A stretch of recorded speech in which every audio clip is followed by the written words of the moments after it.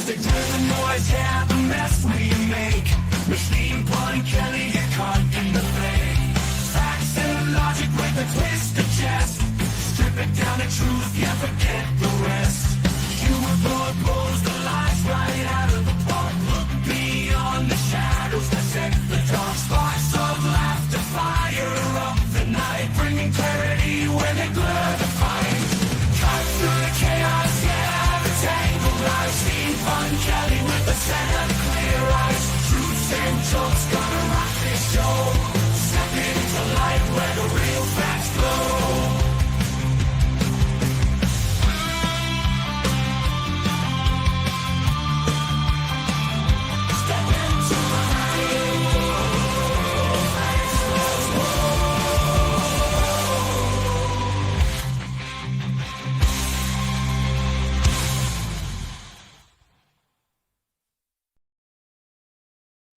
Hello and welcome to the Pun Show.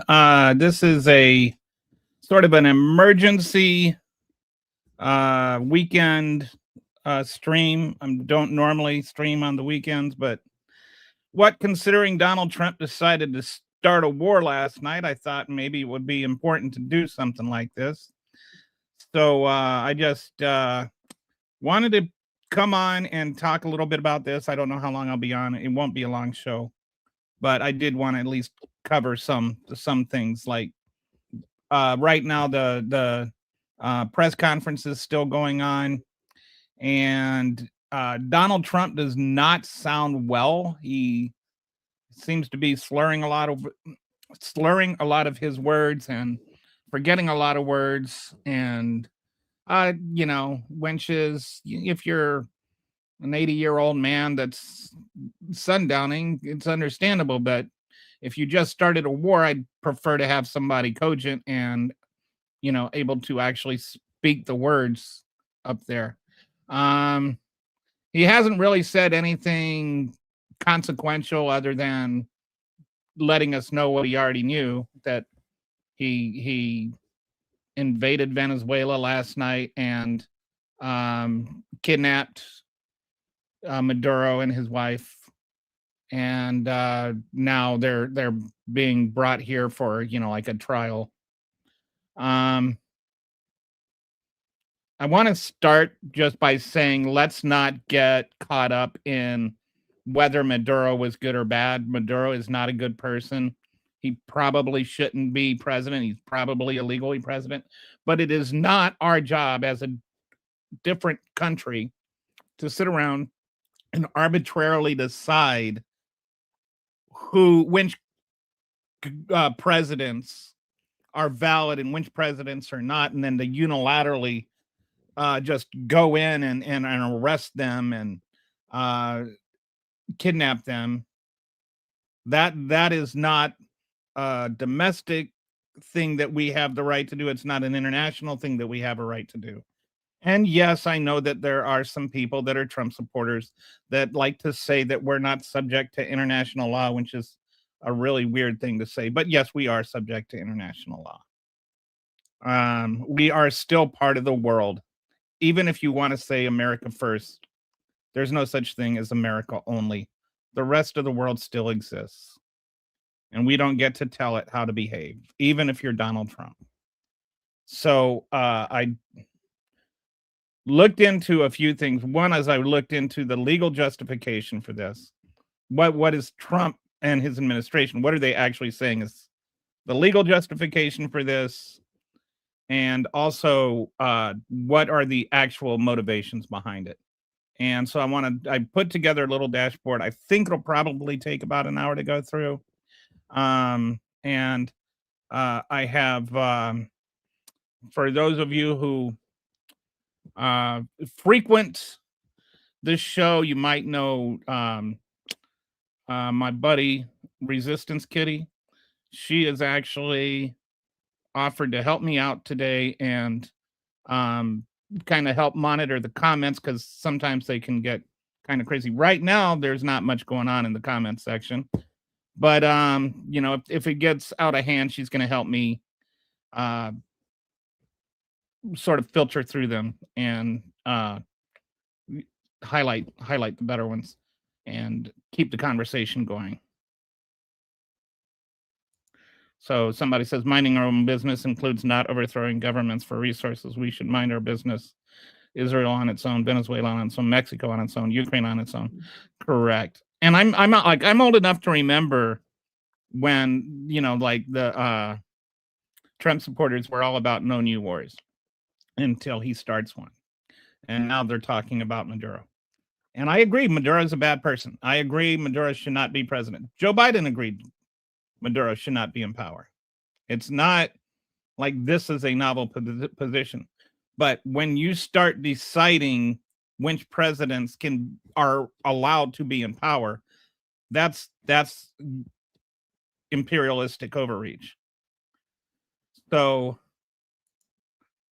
you know, like,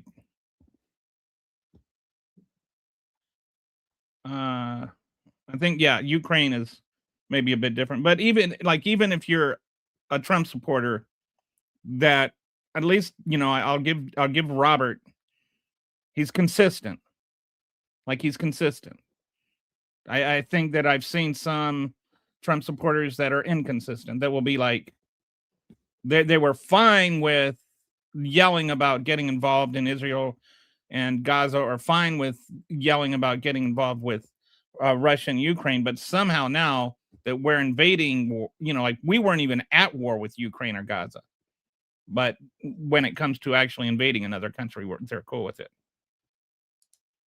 Why is Ukraine different? Because Ukraine got invaded. Ukraine didn't do anything. I think that we're standing with people that have like rights as nations to just exist. And so Ukraine has a right as a sovereign nation to not be invaded by Russia. And that's why it's different. Obviously, when we're invading Venezuela, that is the exact opposite. I want to be honest, I'm not really a Trump supporter, certainly not a fan of either side, but none of the orange guys meet writers. Okay. All right. Thank you for that clarification. Apologize for making an assumption. You missed the genocide that started in. Yeah, I'm not going to get into Russian propaganda and stuff. We're not talking about that right now. We're talking about Venezuela. So let's focus on Venezuela. I'm gonna share with you my screen, and I have a rush dashboard I put together, but I think it'll be okay. And there is a link to this dashboard in the descriptions for both, like for all the accounts, so that, because some people are like sometimes saying, oh, well, where's your citations and stuff? So at the bottom, I think there should be some citations. Oh, whoops, it didn't. Yeah, there's sources that are listed down here. Okay, so let's talk about the Venezuela invasion. First of all, if you look at its legal defense, its claimed authority is Article 2 of the Constitution, allows the president to protect U.S. personnel executing an arrest warrant against Maduro, indicted in 2020 on narco-terrorism charges. There's some critical legal problems with this. Is one, he is actually the president of Venezuela, and they've used, you know, like whether he's illegally the president or whatever, he is recognized by the international community as the current head of state there, or at least he was. And which is why countries like China and Russia are protesting. Like, you've got to understand right now, Putin has the moral high ground with us. He's complaining about what we're doing, and Putin is actually right. Although I have to admit, there's a certain irony about Putin complaining about us invading another country. Obviously, he's being a bit hypocritical there. But when it comes to he's criticizing us, and he's right. We don't have the legal right to do what we're doing. But they're comparing this to Bush invading Panama back in 1989. There's some subtle differences there. Like, Panama actually declared war on the US before we invaded. So they had declared war on us. We didn't need to declare on war on them. They had declared war on us. They killed a US Marine at a roadblock. They had they detained American citizens and abused them. There was the real reason, which was the Panama Canal, that we had treaty obligations with them. And they, like that was ostensibly, like that was a huge thing about the Panama Canal. U.S. never recognized Noriega as a legitimate president, and there was a full-on invasion with 27,000 troops over weeks. The main differences here are, one, Venezuela never declared war on us. So that right there is a huge difference between whether or not we can invade them and say we're at war with them. If they declare war, we didn't declare war on Japan when they bombed us in Pearl Harbor. We didn't declare war on Germany. We declared war on Japan after they bombed us, and then Germany declared war on us. Like actually having war declared on you is a big difference. Venezuela never declared war on us. They didn't kill any U.S. service members. There was no detention of Americans. There are no treaty obligations. Maduro has been internationally recognized since 2013. He stole the election in 2024 by most accounts, but he was president long before that. And we've got other examples of presidents who have been in power, and a lot of it by suspect election means, including Donald Trump's best buddy, Vladimir Putin. So we can't just decide, we retroactively are going to not recognize you as a president and come and kidnap you. So it's not about Maduro, it's about us and whether or not we have the legal right to just decide somebody is no longer president and then go invade. Putin has more than that. He has, yes. We're going to get to all the oil stuff in a bit, because I think that is definitely, it isn't hard to tell a moron that doesn't support Trump from a moron that doesn't support Trump. Okay, but this has nothing to do with whether I'm a moron or not. It has everything to do with whether or not we had a legal basis to invade Venezuela or not. I don't know what you think this is accomplishing. Quick question, who cares? No one is going to change anyone's mind. Well, I care. I don't think that hopefully we can change people's minds. What's the point of having conversations if you're never going to be able to change anyone's mind? Why even listen to anybody? Why talk to anybody? The learning is part of like our society. That's how we grow as people. Presser over. So did anything consequential happen, Kitty? I gotta ask, do you plan any spin-off session to refresh memories of CIA 40 Committee Latin America? Just refresher for people.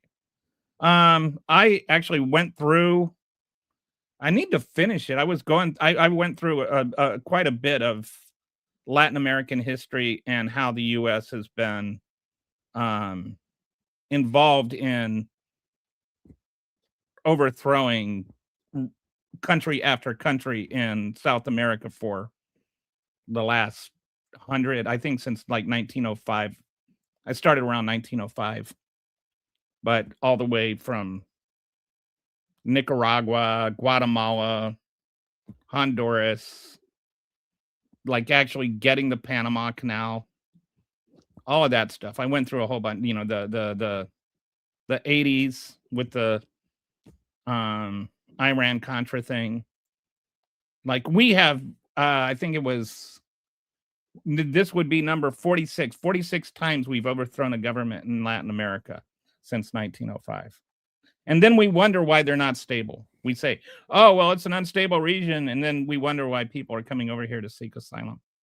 Well, maybe if we stopped overthrowing them every 2 or 3 years. But yeah, if you look back, you can, I got distracted by something and it was like so involved that it was taking like 3 days, and I still have a day left to that. So maybe I'll try and finish that up this week. Also, we will be running the country with boots on the ground moving forward. So I guess yeah, that's, and and the new president is, what was the words he used? Something like, I can't remember, like, to be determined was the essence of it. Let me see, what's the exact words? Various people. Various people are going to be running Venezuela. Some of them were behind him. Like we know some of them were behind him, some of the various people. And it's just good that they really put thought into what was going to happen after they finished this. Like after it was over, they really thought it out, and they really have a nice thorough plan. And now various people, various people is running Venezuela. And I was telling people all along with all of this that Machado, what's her name, Machado, the person that won the Nobel Peace Prize, they were, her side was never gonna become president. This was never about like getting the democratic results. So Gonzalez, I think, is the guy that actually won.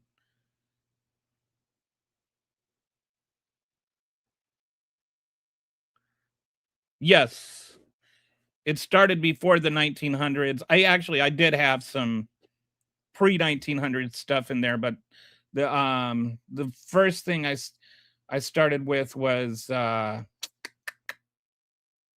was it?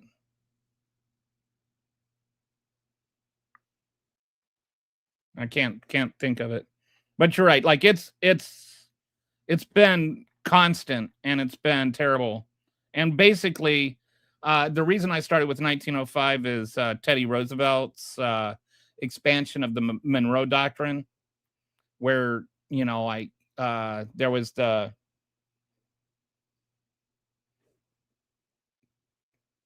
want to say Brazil. Anyway, somebody, or was it Venezuela? It might have been Venezuela that they were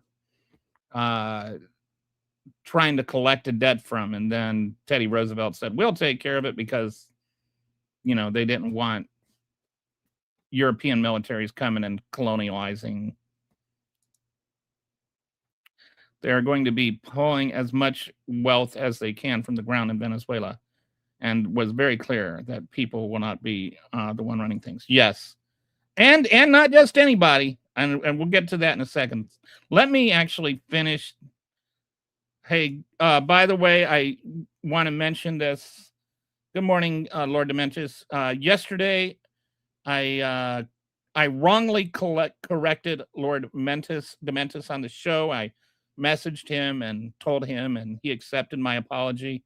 But just in case you were on the show yesterday, I was wrong when I said that the COVID vaccine, the vaccine mandate for contractors had an exception for testing. I got that mixed up with the OSHA mandate, and so I was wrong. Dementius was right, and just want to affirm that publicly, since I made the mistake publicly.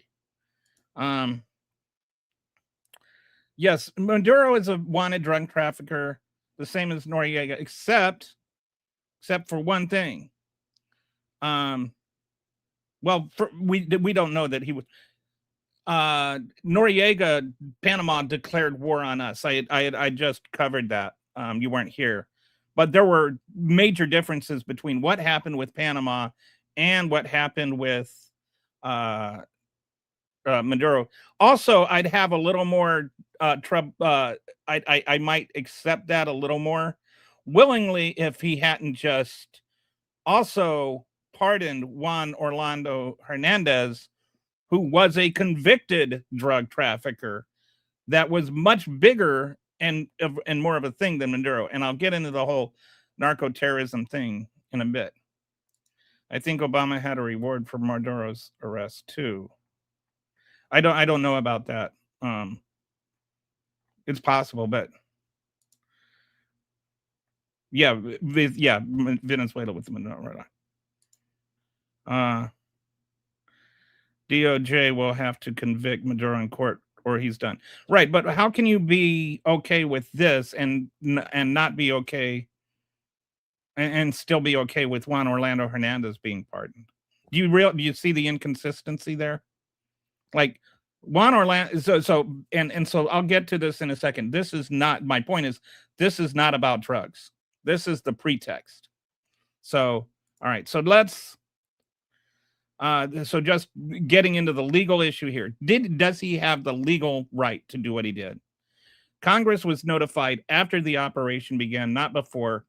Previous administrations typically notified Congress before military action. White House Chief of Staff Susie Wild previously told Vanity Fair that U.S. strikes in Venezuela would require congressional approval. 75% of Americans said the Trump administration would need congressional approval for military action in Venezuela. Marco Rubio in the press conference here was just saying that it didn't need congressional approval because it was serving a warrant and it was a police action, not a military action. But I'm sorry, when you bomb a capital city and kidnap the president of that country and his wife, that is an act of war. I don't care if you want to try and pretend it's something else. The Trump administration, Marco Rubio in particular, seems to think that just by calling things, they become those things. This was not serving a warrant. This was an act of war, both by our constitutional, both by the Constitution, by domestic law, and by international law. So one of the things they keep trying to say is that this was a foreign terrorist organization. There is a host of problems with that. Okay. Even beyond the typical foreign terrorist organization thing. So hear me out now. I know there's going to be some comments flying, but why is the designation as legally questionable? First, it's not an organization. The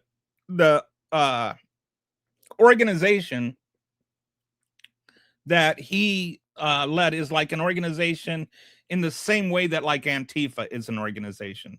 It's not really a organized group, like which is sort of organized group is pretty essential to being an organization. They're loosely associated drug traffickers.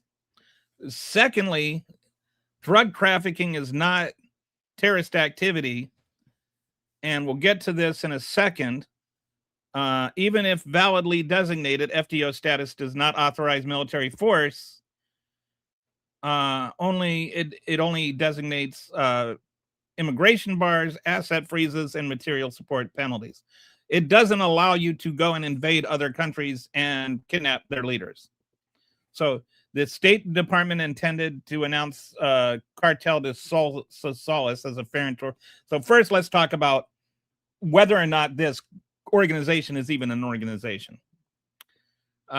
State Department announces that intent to designate Cartel de los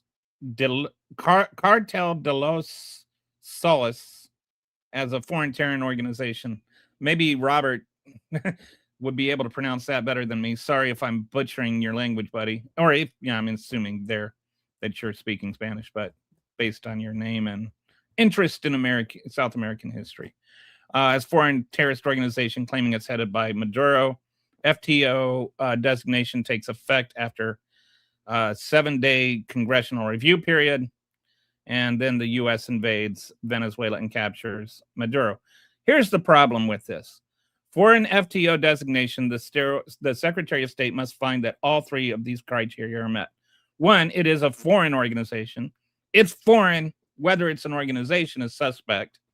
B, the organization engages in terrorist activity or retains the capability and intent to engage in terrorist activity. There is no indication at all that this Cartel de los Solis has ever engaged in any terrorist activity on the United States, or could if it wanted to. And then it also has to prove that the terrorist activity threatens the security of U.S. nationals or U.S. national security. Doesn't even remotely do that. There's There is nothing to indicate that that is the case. So Marco Rubio just saying it's a terrorist organization does not technically make it a terrorist organization. It's like if you call an apple a banana, it does not become a banana. It's still an apple. It just means you're calling it the wrong thing. And that's what's happened with this whole FTO designation. None of these groups are actually terrorist organizations.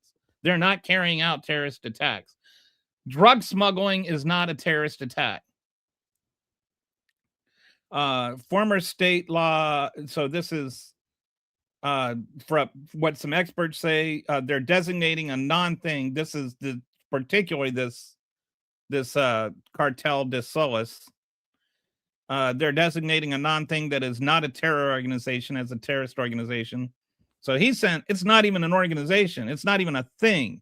So how can it be a terrorist organization if it's not even an organization?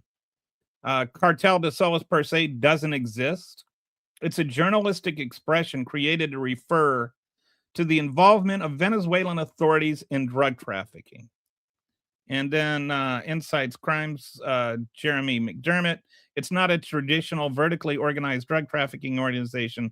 It's a series of normally disconnected cells embedded within the Venezuelan military. So if there's no actual organization, the designation fails to meet the first legal requirement of being an organization. It's not a terrorist organization because it's not an organization. Okay, so drug trafficking does not equal terrorism under the U.S. law. Like I see a lot of people are always saying, well, all these people are going to overdose. And then in the press conference today, Donald Trump was talking about every single boat that's bombed saved 25,000 lives, which is, of course, horse crap. Under 8 USC, terrorist activity means any activity which is unlawful and involves. So this is what I mean when I say you have to look at the statute. It's not just, oh, well, they're smuggling drugs and that's a terrorist activity, because what is terrorist activity actually is defined by U.S. law, by the law which allows the Secretary of State to declare an organization as a foreign terrorist organization. Hijacking or sabotage of conveyances, none of that. Nobody hijacked or sabotaged anything. Seizing, detaining individuals to compel third parties, that never happened. Violent attacks on internationally protected persons, that never happened. Assassination, that never happened. Use of biological, chemical, nuclear weapons or explosives, that never happened. And no, fentanyl doesn't count because A, fentanyl is a drug and that is covered under a different law. And B, Venezuela doesn't have anything to do with fentanyl. Threatening, attempting, or conspiring to do any of the above. So by the same legislation that allows the Secretary of State to designate organization as a foreign terrorist organization, it also lists this is what a terrorist organization does. This is what terrorism is. And it details out in detail exactly what a terrorist organization does. And in that same legislation, there is nothing that this cartel, which isn't even an organization, does that would qualify it as a terrorist organization. So that's why I keep saying you can call an apple a banana, but it doesn't make it a banana. It's still an apple. Cartels are drug organizations. They're criminal organizations. They are not terrorist organizations. Calling them terrorist organizations does not make them terrorist organizations. What makes somebody a terrorist organization is being an organization that carries out terrorist activity. FTO doesn't equal authorization for military force. So even if they are a terrorist organization, it's still not enough for them to go and just start a war. Former Pentagon Special Counsel Ryan Goodman said there's nothing that transforms an organization into something that's military targetable just because it's designated as a foreign terrorist organization. Law professor Rebecca Ingber, an FTO designation does not make an organization a lawful target for the use of force. It does not mean the United States is in an armed conflict with that group. And under international law, the U.S. can only use force in self-defense after an armed attack. So after. There was no armed attack on us. We're the ones doing the armed attack. Drug trafficking does not meet the standard. And I'll get to the comments here in just a second. Just want to finish up this part of the dashboard. EU, Mexico, Russia, and UN members have all condemned the strikes as violating international law and the UN Charter. Venezuela requested emergency UN Security Council meeting. Like right now, EU, Mexico, Russia, and the UN, the world is rallying against us. We're the bad guys here, not Maduro. Well, Maduro is a bad person. I'm not making, like, we got to be careful that we don't make this about Maduro. It's about us. It's about the United States illegally going into another country and kidnapping its president and his wife. Venezuela requested emergency UN Security Council meeting. Colombia's President Petro reported U.S. struck National Assembly building. So yeah. He even had, for some reason, Hugo Chavez's mausoleum bombed, which is just like twisted. Swedish foreign minister, all states have a responsibility to respect and act in accordance with the international law. So even Sweden is coming out against us. Like, this is not just about Maduro. This is why I keep saying, do not get trapped into thinking this is about Maduro. Maduro is a bad person, and we could have taken all kinds of other actions to have him removed. That does not make this legal. That does not make what we did okay.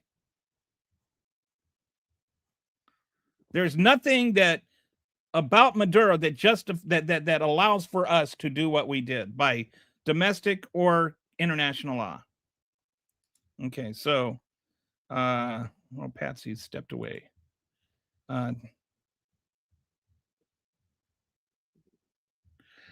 I have the one that was dead. That Trump just caught the head of the country behind stealing. Yeah, that is, sorry, dude. This is a reality-based podcast. Will the World Cup people take back their Peace Prize now? Right? I was like, he wants the Nobel Peace Prize so bad. And see, and so you got people like Paul Smith here making liberals cry again. Like, to you, this is all about just the liberals. And I don't know what is wrong with your soul. But U.S. soldiers are being asked to put their lives on the line. And you should really, as an American, as a patriot, you should be asking why. The same way you would if anybody else were president. Yes, Bibi has something from the UN against him. Yeah, he's got some arrest warrants for war crimes. I don't know what Beto O'Rourke has to do with. I'm not a liberal. This is wrong on so many levels. Yeah, just like invading other countries and kidnapping their leaders is wrong. I don't understand why this would be a debate, but it's okay when Trump does it. That's like, somebody says Trump will have his day. All this death just to distract from Epstein files. Oh, it's not just, we're going to wait until we get to the juicy part here. We're going to get to a juicy part. This is what nobody on the news is talking about. And why is he doing it? Like, that's what people need to ask. And maybe partly it distracts from the Epstein files, but it's about more than that. Drugs don't threaten Americans. Drugs aren't weapons. And this is like one of those false dichotomies that gets bandied about. And I would like to address that. I am against drugs. But I think that we can use those in conventional means. There are other better ways of combating drugs than legally invading other countries and taking out their leaders. I don't accept that the choices are either you let drugs kill Americans or you invade other countries and take out their presidents. It's a false dichotomy. I think that there is a way we can do in overdoses. We're already down 75% or 25% on 2024 for fentanyl. And fentanyl overdoses,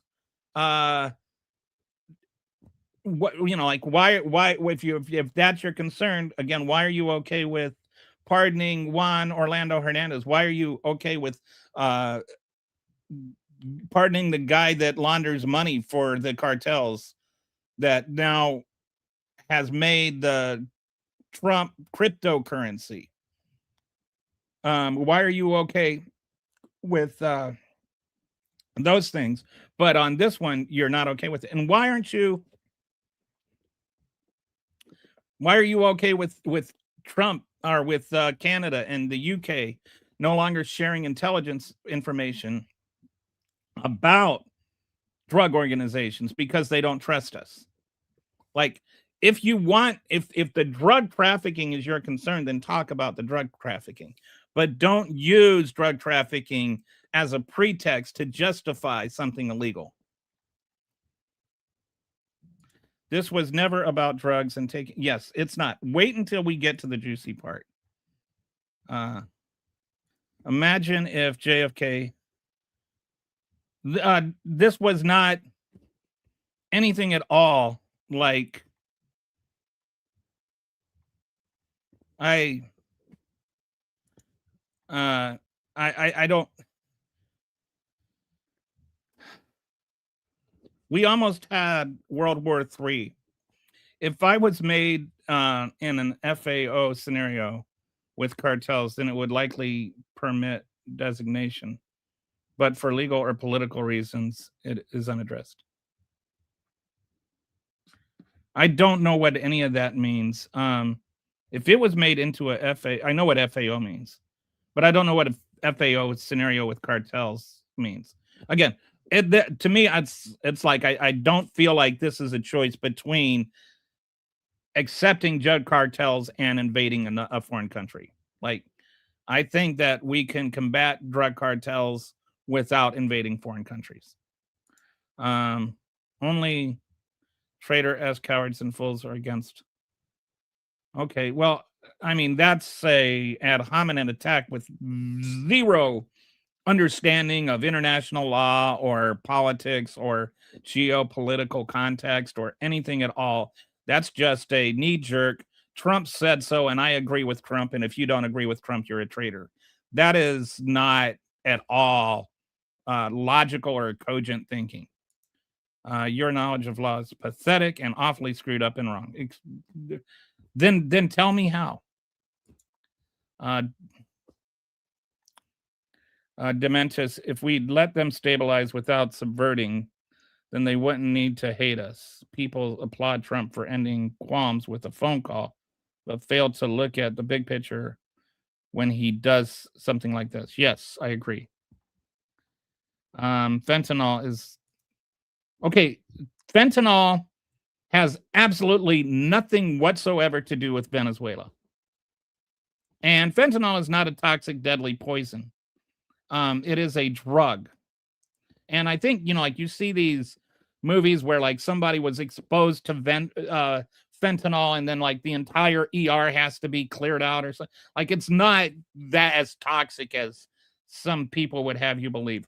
But it's also irrelevant because fentanyl is not made in Venezuela. It has nothing to do with fentanyl. You care more about you care more about just sucking up to Trump than you do like actually acknowledging reality. Why do they? All right, so let's go back to this. Okay, so let's talk since people are getting into this, let's talk about this whole narco-terrorism myth. The administration narrative is that Venezuela under Maduro is flooding the U.S. with drugs, particularly as a narco-terrorist state, threatening American lives through drug trafficking. U.S. drug overdoses in 2023, it was 108,000. It went down. It was like about 75,000 in 2024. It was already on its way down. 70% of those deaths are from fentanyl, and 0% of that fentanyl came from Venezuela. And so for those that don't understand how percentages work, 0% is like a fancy way of saying none. None of it came from Venezuela. Has absolutely nothing, not a zilch, squat to do with fentanyl. Fentanyl is an issue, and stopping it is an issue. And this is one of the things where I say, if you really were concerned about fentanyl, then you should be looking at where it's coming from and not just yelling fentanyl to justify invading other countries and kidnapping their leaders. Venezuela is not a major fentanyl source.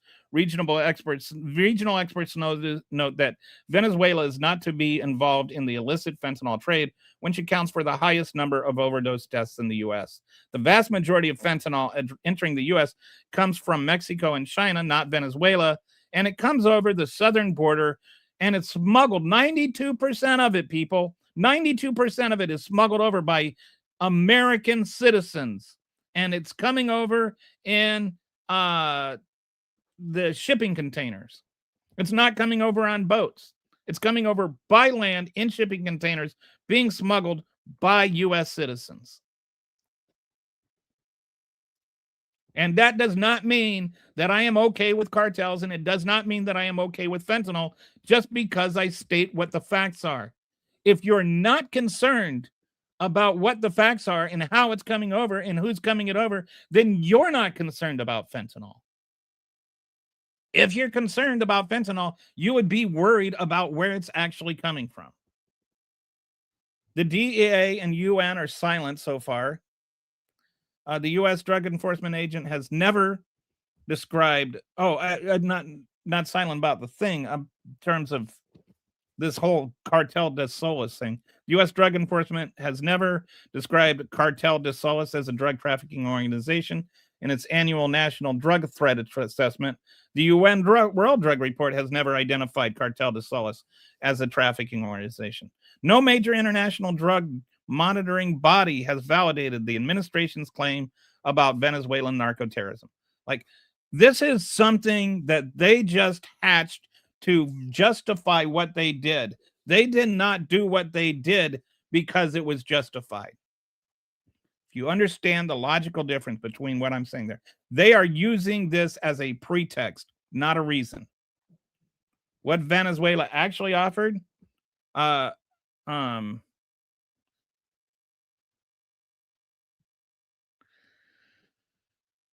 U.S. government, this is Maduro just a couple of days ago. The U.S. government knows, because we've told many of their spokespeople, that if they want to seriously discuss an agreement to combat drug trafficking, we're ready. If they want oil, Venezuela is ready for U.S. investments, like with Chevron, whenever they want it, whatever they want it, and however they want it. But the real issue is oil, and we're going to get into that in a second.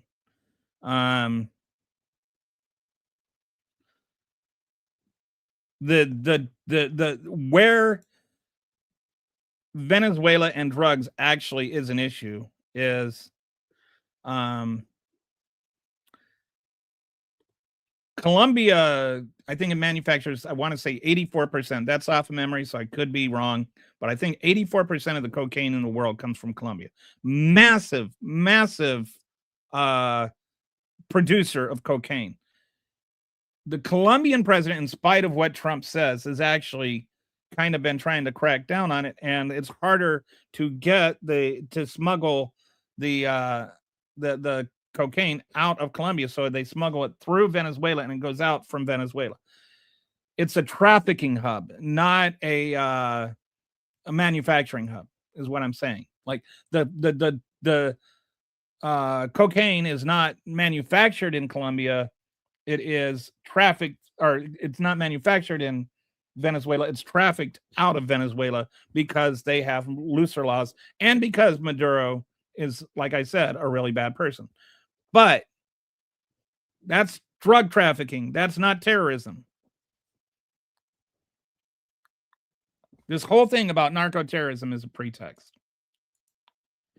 And I know that people are going to still be insisting on these false dichotomies. I am not again. I'm not like saying, oh yeah, drugs aren't a problem. They are a problem, but that does not mean that we have the right to just go and invade other countries and kidnap their presidents.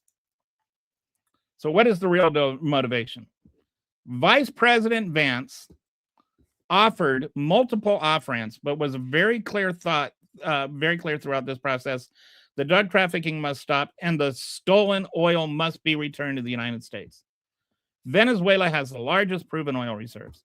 The narco-terrorism narrative provides political cover for regime change that unlock all the oil access. The real thing here is about the oil. Don't be deceived. It's not about Maduro and it's not about drug trafficking. It is 100% about the oil. And this is the part that nobody's talking about and actually should be talking about, because what I'm about to show you, if this doesn't piss you off, there's something wrong with you. Because like actual lives are being put on the line. American soldiers are going to be patrolling the streets of Venezuela. And fortunately, nobody got killed. But according to Trump, if you got hit, as though that's just, oh, yeah, like we've got American soldiers taking bullets for what? Bottom line, this was just a distraction. We chess pawns for billionaires. Exactly. Iran's you misspelled Trump's fascist. Like if Biden had gone into Iran and tried to liberate Iran, you would have been for it. It's like some of you guys are, like honest, and I disagree with you. Some of you are just deluded and unwilling to think cogently. So like this is just like you're just going to vindicate anything Trump does. You misspelled Trump's fascist regime war crimes. Wrong. Good God, but let's not install the Shah again. All right, he's talking.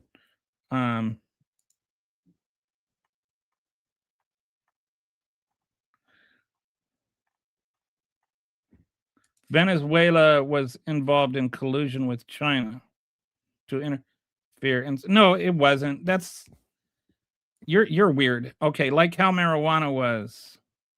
Once government had hands in the market while everyone wanted it legal, they said fine and continued to profit. I think that marijuana should be 100% legal. And honestly, I think if a lot of our leaders got stoned, we'd have a better country. Like some people need to get stoned. Nancy Mace needs to get like good and baked. And, sorry if that offends anybody, but like some people need to learn to chill. God bless President Trump is okay. Yeah, that's all nonsense. Hope happens every few decades. It ran Contra for arms, Pineapple, Face Noriega, now Venezuela. All of these were dirty, hidden, ulterior motives. And then once we go through and we destroy these countries and undermine them and make them completely unstable and impossible for half the population to live in, and they come up here trying to survive somewhere, and then we like act like why are we responsible for them? And like there's all this talk. I've been hearing a lot of people talk about Venezuela, and if you break it, you'll fix it. But fixing it doesn't involve just the ones that are there. Fixing it involves all the people that are coming over here because they had to leave there. Right. I don't think he's trying to equate marijuana with fentanyl or cocaine. I think he's talking about just the financial business side of things. Like once the government legalized it, they didn't have any problem taxing it. At least that's what I got out, or was getting out of what he was saying. Yeah, that's just weird. But you're like, it's funny that you talk about this. But the guy that did the most money laundering, I think his name was Chen. He was the CEO of ByteDance. ByteDance was a cryptocurrency that was money laundering for the cartels. And he was convicted of that. And he was prosecuted for it. He was sent to jail for it. Guess what Trump did? Trump pardoned him. And then that same guy had helped design the Trump currency, the Trump cryptocurrency, which is like now worth like a couple of $1 billion or something. So where are you sitting on that? Are you okay with Trump pardoning people that launder money for the cartels as long as he gets billions of dollars out of it? Juan Orlando Hernandez is the guy that was he was a convicted drug trafficker who was the former president of Honduras, and it was actually like a 10-year investigation, and he is probably arguably one of the top 5 convictions for drug trafficking of all time. Like, and he did like a lot of really, really terrible things, and including like having journalists killed and stuff like that. And then he got convicted, and then Trump pardoned him. And there's a whole other thing attached to that, a whole other network of billions called Zeeds that Peter Thiel is invested in, these Zeeds down in Honduras, and Hernandez is the one that initiated that sort of thing. And even in Trump's endorsement of the guy that is his successor for the president, and the guy he actually won, he endorsed Hernandez, or he endorsed the Hernandez guy and pardoned and announced his pardon for Hernandez in the same social media post, the same Truth Most social post. So you don't even have to try and connect those things. Donald Trump said it. You know nothing. I don't know what I know nothing about. I don't know what I am assuming. I don't know what I am misinforming about. NGO funded. I don't know what NGOs have to do with anything here. How would you have combated Venezuela drug smuggling? They were challenging strikes on the boats too. Yes. Because what we were doing with the boat strikes is illegal. We could do what we've always done, which is interdict drug boats, arrest the people, turn them over. I don't understand why there was all of a sudden this pressing need to block that. I again, if you're concerned about fentanyl and overdoses, Venezuela has nothing to do with fentanyl and overdoses. Okay. So trying to debate between going through comments and going on to the next section. Oh, so yeah, you're talking to Brian there about his weirdo things. Yes, Venezuela was smuggling cocaine. There's no question about that. I've actually said that. Venezuela absolutely was smuggling cocaine. People aren't dying by but cocaine and fentanyl are different things, and people aren't dying of cocaine overdoses on the same level. And there are other ways to fight cocaine that are legal, and I'm just saying we should fight cocaine legally. I don't think breaking the law and bombing ships out of the water because we think they might be carrying drugs, that's not legal. If we have to break the law to enforce the law, there is no law. Drug will never stop flowing in the U.S. It is funny that the people that make laws against gun, or arguments against gun control, that say, well, as long as people want guns, they're going to get them. Well, the same thing applies to cocaine, right? If people want it bad enough, they can get it. And that's why, most of the people, if you're really wanting to address overdoses as the issue, then the number one thing you have to do, according to every expert analysis on this, the number one thing you have to do is treat the demand side, not the supply side. Because as long as people want it, they're going to get it. So if you want to stop the drug flow, stop people from wanting it. I'm not having a hard time with the U.S. winning. I don't think the U.S. is winning. I don't think it's winning versus losing. I think Donald Trump is violating international laws, and I think it's actually hurting America to do that. Yes, fentanyl is deadly and it kills people. It's also, don't know who argued that it's not. It is a drug that people overdose on. It's not a terrorist weapon, and it has nothing to do with Venezuela. No, it can't kill you if you touch it. That's one of those things, one of those hyperbolic things that, like, people take it as a drug, right? Like, not everybody that takes it, is committing suicide.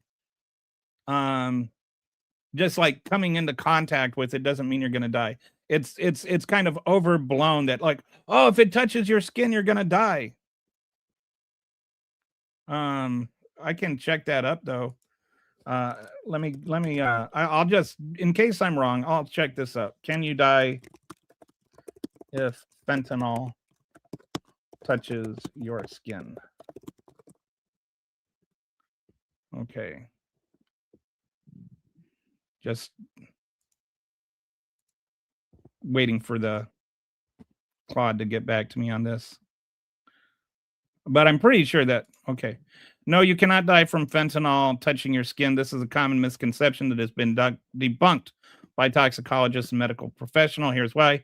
Absorption through the skin is too slow. While fentanyl can be absorbed through the skin, that's how fentanyl patches work for pain management. The absorption rate through the through intact skin is very low. It takes hours of sustained contact for therapeutic fentanyl patches to deliver controlled doses. Brief contact doesn't deliver dangerous amounts. Accidentally touching fentanyl powder or residue won't allow enough drug to enter your bloodstream quickly enough to cause overdose. Fentanyl overdoses require the drug to rapidly enter the bloodstream, typically through injection, snorting, or smoking. Those overdose videos are misleading. Viral videos of police officers apparently overdosing after skin contact with fentanyl are not actually fentanyl overdoses. Medical experts have identified those reactions as panic attacks or anxiety responses, not opioid toxicity. Basic precautions are still smart. While skin contact won't cause overdose, if you encounter unknown powder, wash your hands with soap and water. Don't touch your face. Avoid creating dust that could be inhaled. The real danger with fentanyl is inhalation or ingestion, not casual skin contact. Healthcare workers and first responders handle fentanyl regularly using standard gloves without experiencing overdoses. So I hope that answers your question. Wanted to check it before I embarrass myself by saying something wrong again. But that is a myth. Lies being told. Okay. So yeah, if the border is closed and there's no more drugs coming in, then why do we need to bomb all these ships? There's just, I know some of you have trouble accepting this, but not everything Donald Trump says is true. Like, sometimes Donald Trump lies. Sometimes he exaggerates. Kelly, really? Why are you so backwards in your thing? I don't know why you think I'm back. What am I backwards in? What am I saying that's backwards? When Trump pardons people, it's because they rat on others. No, nobody got arrested because of Juan Orlando Hernandez. And Juan Orlando Hernandez was the top dog. He was the guy that they were like, he was the top. Like, who was he going to flip on? And when they asked him why he pardoned the guy, he didn't remember who it was. Because, true, but no, it doesn't ship from Venezuela. Cocaine ships from Venezuela. Fentanyl does not come out of Venezuela.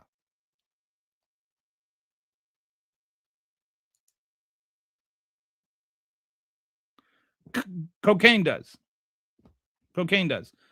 Fentanyl does not come through Venezuela. They're not sending it to Venezuela just to have Venezuela send it to Mexico and come up over the border. Almost all of it comes over the Mexican southern border. It comes, the chemicals are made in China, and then they're smuggled into Mexico, and then they're smuggled over the border. And I've mentioned this before. Most of it is on these shipping containers, and we need to advance how we can inspect these shipping containers, because only like I want to say it's 3.7% or something like that of shipping containers get inspected. most shipping containers don't get inspected, and that's where most of it is coming from. I have no idea what gas prices have to do with illegally kidnapping foreign leaders. Yes. You must have. Okay, no, I didn't forget Noriega, and I actually talked about Noriega at the top of the broadcast. The difference between Noriega and this is Noriega declared war on the United States first. Like, Panama declared war on America. Panama killed a U.S. serviceman. Panama had detained and was torturing American citizens. Like, Panama was actually declaring war on us and doing acts of war against us when we went in. None of that is true with Venezuela. And it's not smelled Noriego either. But in the link, in the description on YouTube, there is a link to this dashboard, so you can go and you can look at the top and see where I covered that. All right. It is distracting from the Epstein files, but let me go on and cover this next part, because this is where the real thing comes in. This is what it's actually about. It's about oil, but it's not just about oil. But we have to go back a few months to September, when a company called Blue Water Acquisition Corporation submitted a $10 billion bid to acquire PDV Holding Incorporated, the parent company of Citgo Petroleum, which Citgo, in case you don't know, is not what you say to a dog when you're trying to confuse it. Sit, go, sit, go. No, Citgo is the Venezuela's crown jewel gas company. It has refineries in Texas, Louisiana, and Illinois. It's like their main oil company. So Blue Water was trying to acquire it. But then on November 14th, out of the blue, it just said, we're going to pull out, citing market and regulatory conditions.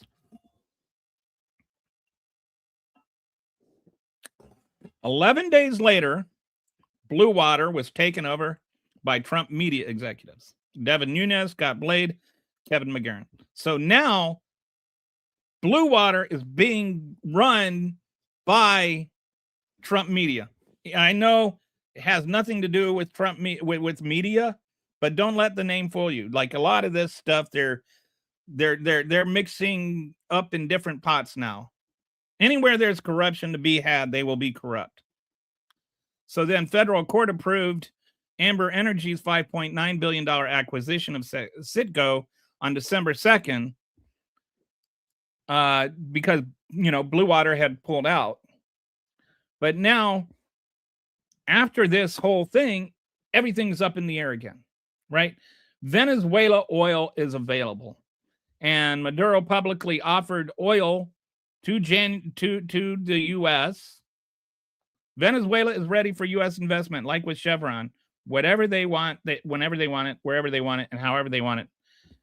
And now you've also got Trump media, 41% of which is owned by Trump, with this interest in Venezuela oil.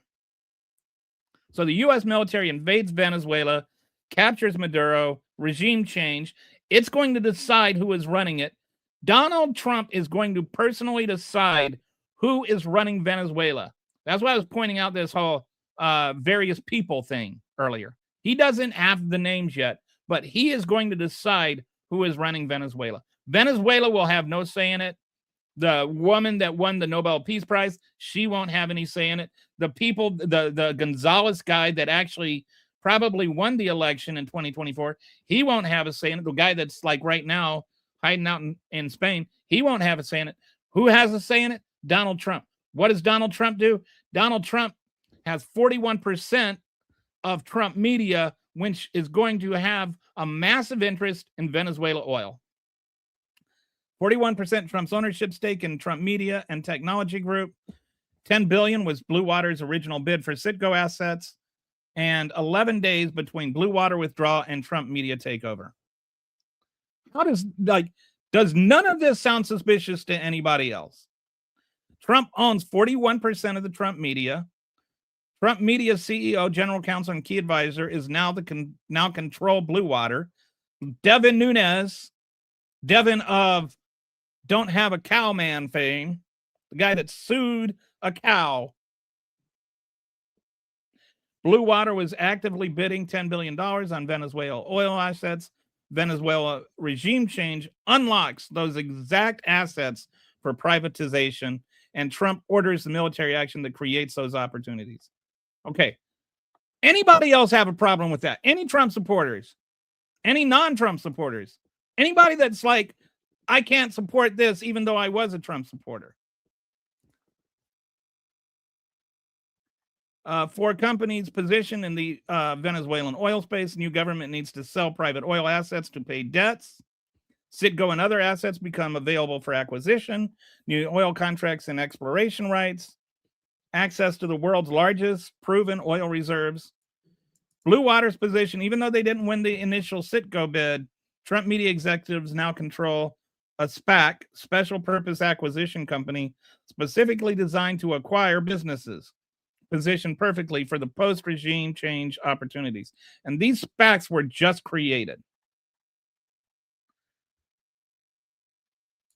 Am I making any sense to anybody here? Is anybody else concerned at all that Donald Trump invaded another country on the pretext that they were bad and fentanyl when they don't have any fentanyl, and he stands to make literally billions and billions of dollars off of it? Trump media could be owning large parts of Venezuelan oil reserves. Has nothing whatsoever to do with any of that. It was like, that's just ignoring everything that I just said. Unless, I don't know, is it? Okay, yeah, that was like 20. All right, I'm going to skip down in the comments and see if there's anything. All right. I have a problem with that. It sounds like a massive conflict of interest. Thank you, Lord Dementia. I was hoping for you because I was thinking that you would. I think that is insane. I think, and like Dick Cheney and Halliburton is the closest thing I could find to an analogy. But Dick Cheney actually divested his interest in Halliburton before the Iraq invasion. So Robert Rodriguez says it's suspect. Trump Down syndrome. I don't like using. I've said this before on the show many, many times. It's not just calling you out. I don't like using disabilities as slurs. Quit whining about. I don't know what you're talking about, the Epstein files. I do think, I mean, like, amazing how, so, like, I don't want to get into it. Always money and corruption. None of the current administration is qualified or lawful. Doesn't debate and doesn't respond 100%. That's with that segment. Like, there are some Trump supporters will have an honest conversation with you. Others, if you show them something they don't like, they just go into this hyper self-protection mode where they just shut down from everything that's, you know, like they're semi-permeable membranes or something, where words come out but none get in. Be honest, were they lawful? When were they lawful? Who is they? MAGA back in business. I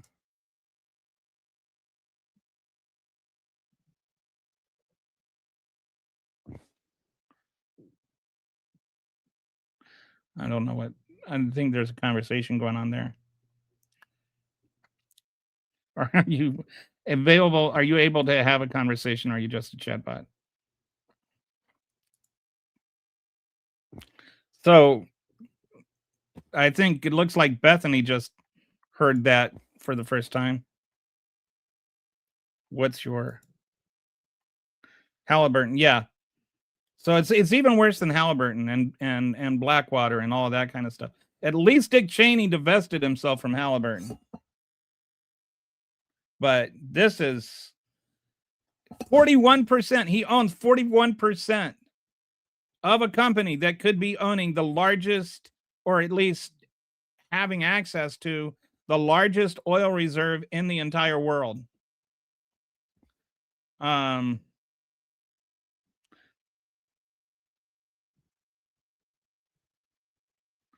You talking about Paul?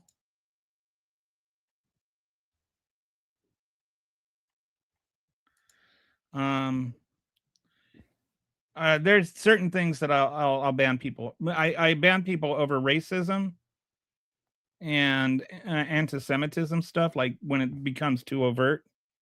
But other than that, I tend to not ban people. The fact that he doesn't mute and stuff is one of my favorite traits. But yeah, that creature wow. I even so there must be somebody that's really, is this the guy?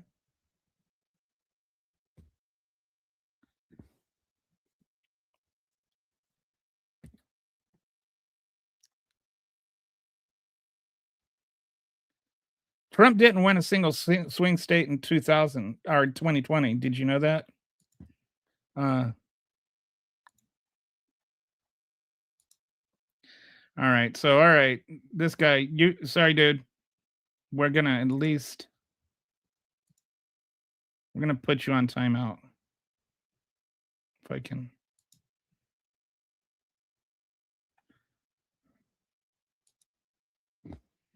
We're going to put you in timeout and see if you can learn your lesson.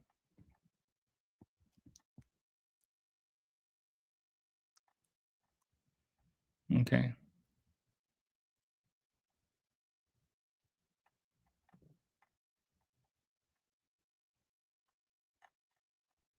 Okay. Seems like I lost my new comments.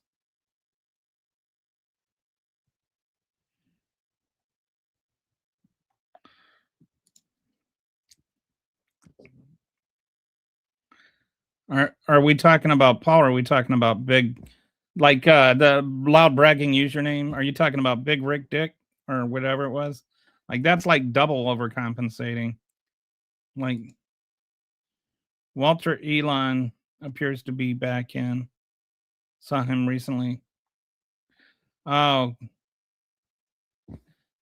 yeah, he just got out until his stock stabilized. Chat, you can block anyone that you don't want to see. I got so nervous. No anti-Semitism, but then he said as long as you're not overt. Phew. Now let us actually have a conversation. Technically, Trump won Georgia in 2020. No, that's actually been debunked.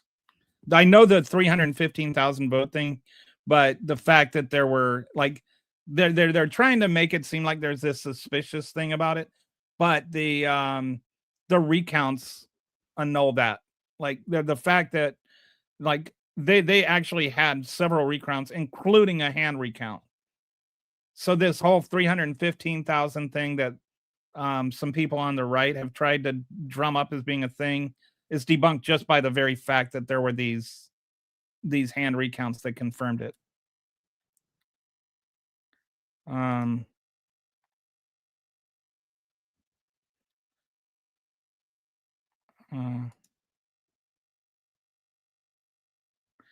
The link to it is in the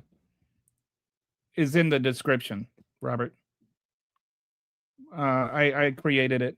It's a dashboard that I create using Claude, and I kind of have a little conversation where I, you know, discuss things with him and kind of try to get to the heart of things, and then I have Claude create this dashboard for me. I find it's helpful, and it's good for like walking through the conversation. But yeah, that's available in the link in the description. What do you mean they arrest? Who is they and who is us?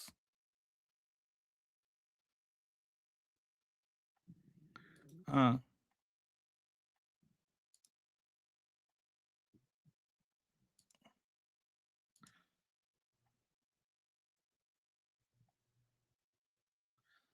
well, I mean, I said it's been debunked, and then I told you exactly how.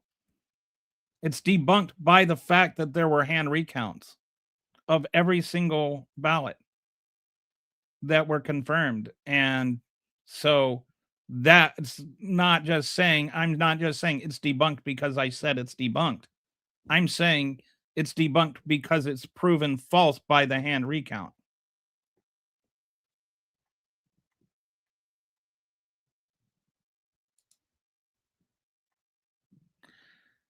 So yeah, let's get back to how Beck. Hey, how you doing, Beck? I think I haven't seen you in a couple of shows. Nice to see you. Make no mistake, it's for oil only. Honestly, ever since voter fraud was brought up, we have not heard an end to the accusations. And thank you for the link. I don't watch hardly any streams. Well, Glosh, I'm actually kind of. Thank you for watching mine. Manipulation is. I tend to. I make these dashboards for every show, and they're free to like measure, send about. My whole goal is really to actually get into facts and share the facts. Which is why if I get them wrong, I will correct myself. I thought he had a. So is Big Rick? Big Rick is. This guy is a bleeping ale for crying out. But do you have anything specific that you want to? Is there anything actual of substance that you want to say? Yeah, it has been debunked because there were hand recounts. I think that this one good thing is now all the cute Venezuelan ladies will be able to come to the United States. Not like they'd have anything to do with me.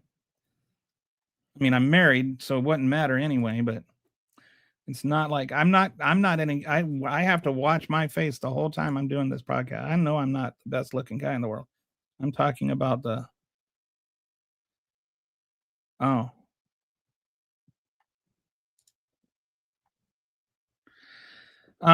Colombia. So what happened is the Donald Trump is now like saying he's going to go after Colombia. The Colombian president said something about he's not worried, and Donald Trump in the press conference said, he should be. Colombia, the like a lot of the cocaine gets produced in Colombia, and the president that's there right now actually is trying to crack down on the drug trafficking. But Donald Trump is not exactly known for his quest for facts. So I'm assuming, yeah. That's certainly a benefit.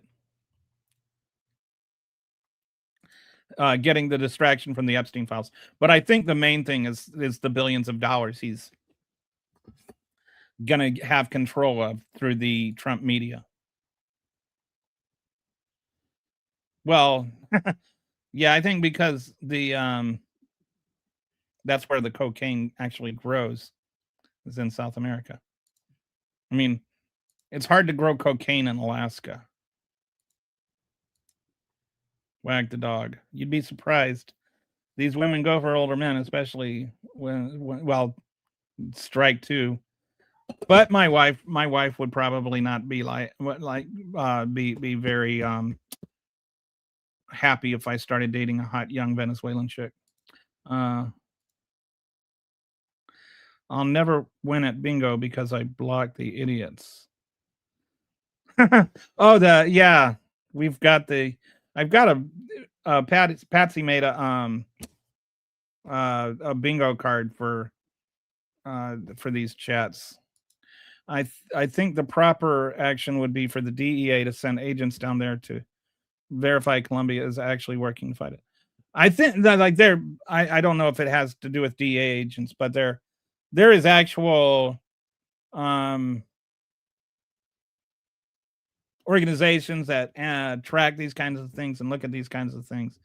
And I'm under the impression that Colombia has actually been cracking down, and that's actually part of the reason that Venezuela is become a distribution hub, because it's easier to get the drugs from uh, Colombia to Venezuela because of the crackdown. I like older men. My first husband was a great deal older than I. The equator is a perfect spot to grow drugs. Not saying you should, though.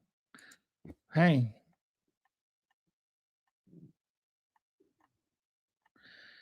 we don't have a drugs problem. We have an American druggie problem. Yeah, and that's like I was mentioning earlier, that if you actually were concerned about drug overdoses, then you would start with, like, how do you reduce drug overdoses, not like kidnapping the leader of Venezuela.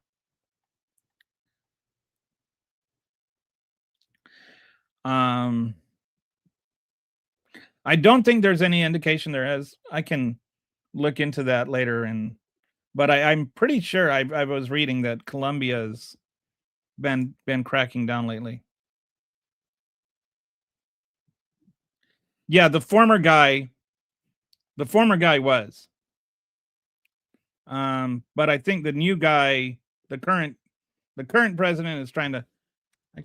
I'll ask Claude what he thinks.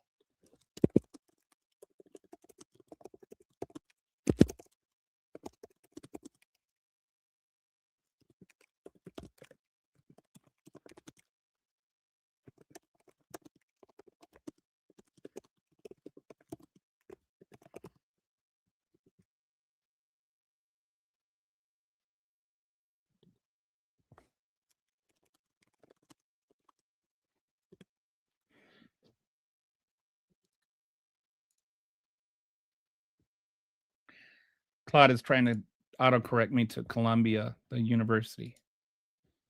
Or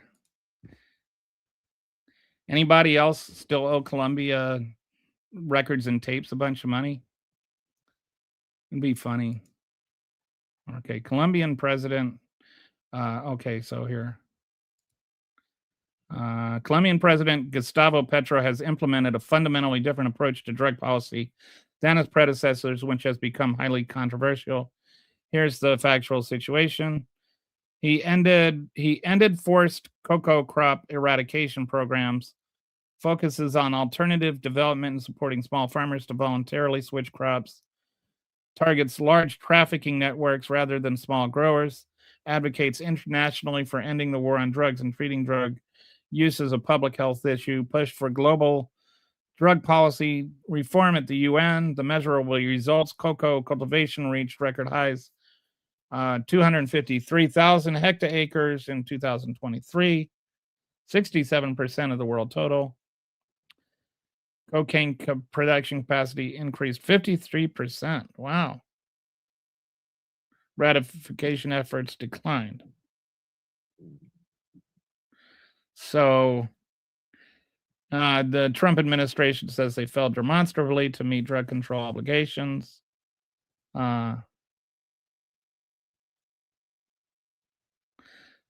Petro's perspective, he argues traditional enforcement has failed and caused violence, claims his approach to addresses root causes of cultivation, says consumer countries share responsibility.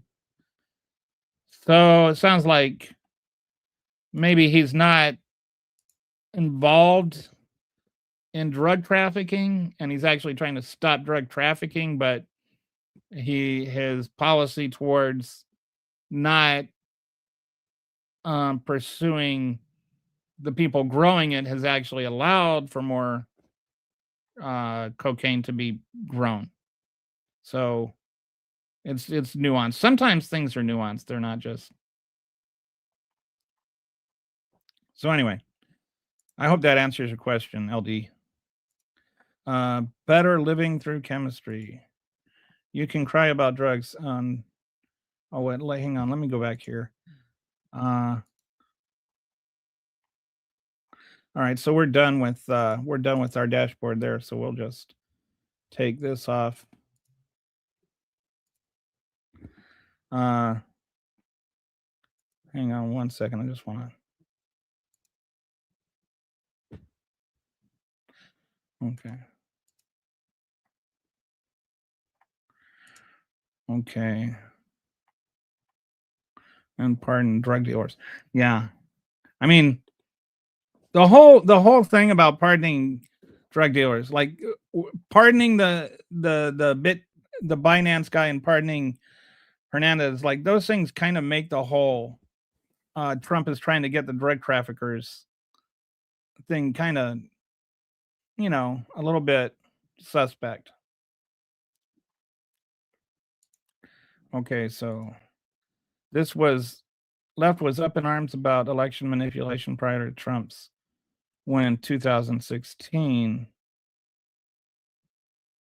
I don't remember the left being up in arms about.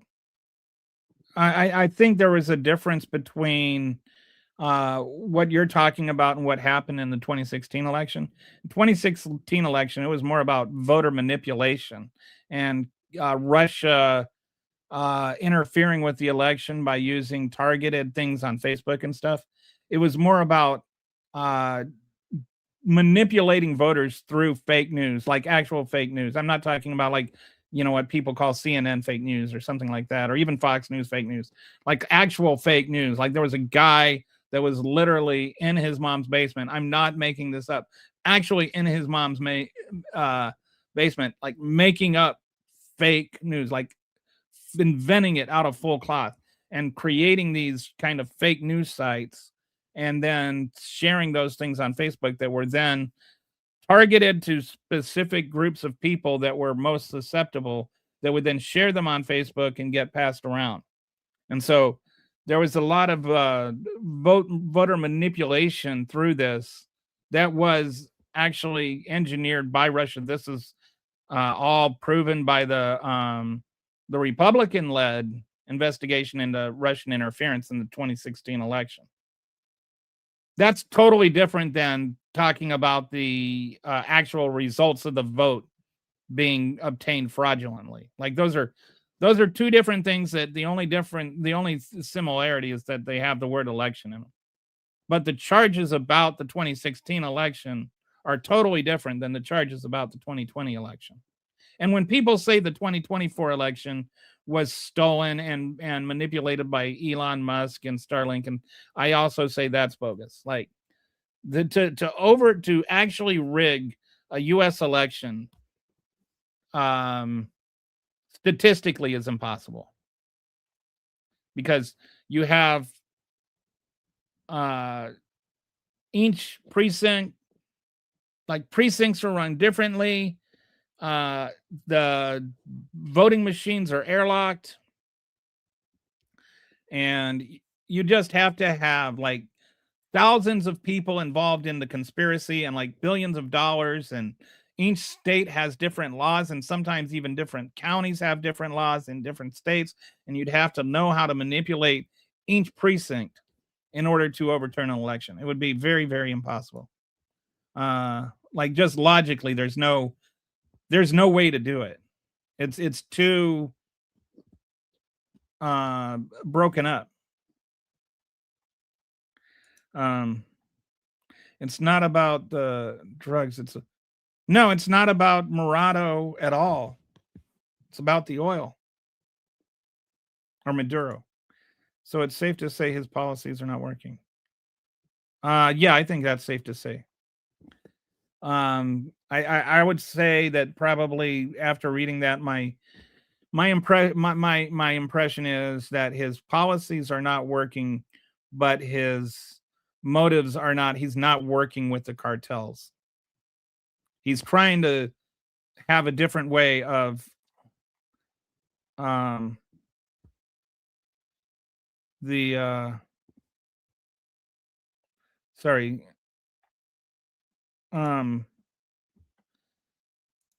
his policies aren't working, but his policies aren't financial, or his motives aren't financial. That See, like there's no that's where there's no indication that that's true. Like there's no, as far as I know, he's not like getting money for this. It's more about uh trying to find a new way to fight the war on terror. And he's or war on drugs. And he's got, like maybe some valid points. Give them something else to grow. That's good. When you've only got one revenue crop, it's easy to like only grow that revenue. But also there is something to, like what we've been saying before. People buy drugs and people sell drugs because people buy drugs. So the countries that use them are also responsible, right? Like that's why I say if you really want to be interested in fighting the drug trade, you've got to start with demand.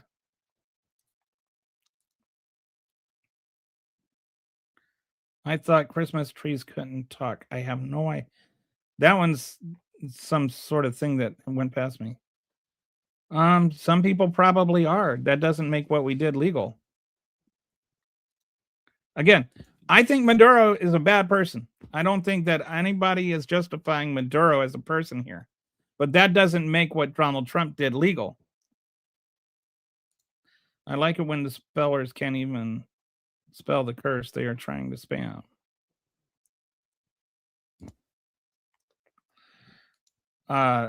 Okay. I'm not the one that brought up the 2016 election. And yes, Russia did interfere in the election. That's like just saying Russia, Russia, Russia like Trump does not mean Russia did not interfere in the 2016 election. That's been proven.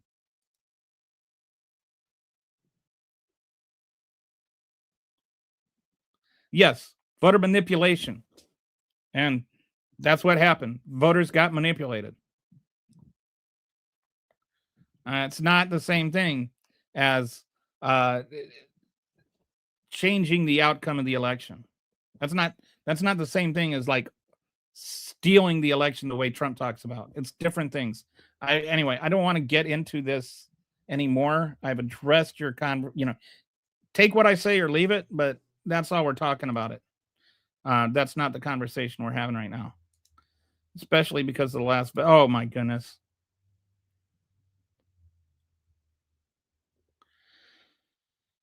Biden pulled it off. I don't know what Biden pulled off.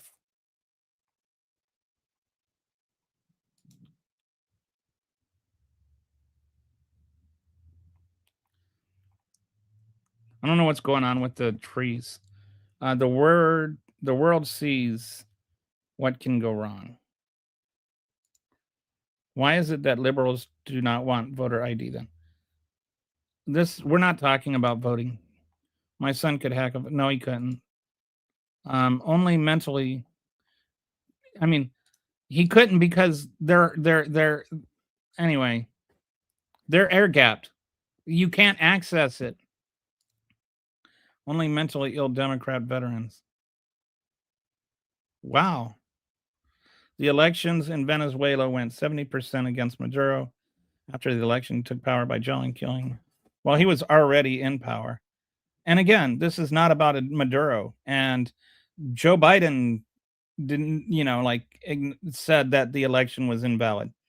But that doesn't give us the legal right to go and kidnap him. Like, there are all kinds of Vladimir Putin's election was rigged.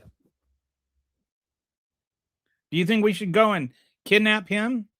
Like, we can't just go and kidnap people because we said their election was rigged.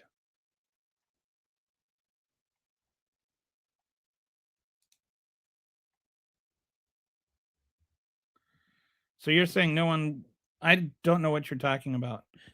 Like, did I say that? If I didn't say that, then why are you saying that I said that?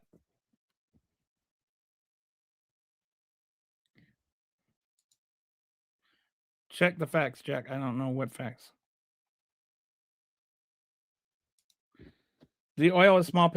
Well, when he can get billions of dollars, that is not small potatoes. Not when you're talking about the largest oil reserve in the world. That is not small potatoes. He owns 41% of Trump media, which stands to be controlling like 30% of the oil reserves in the world.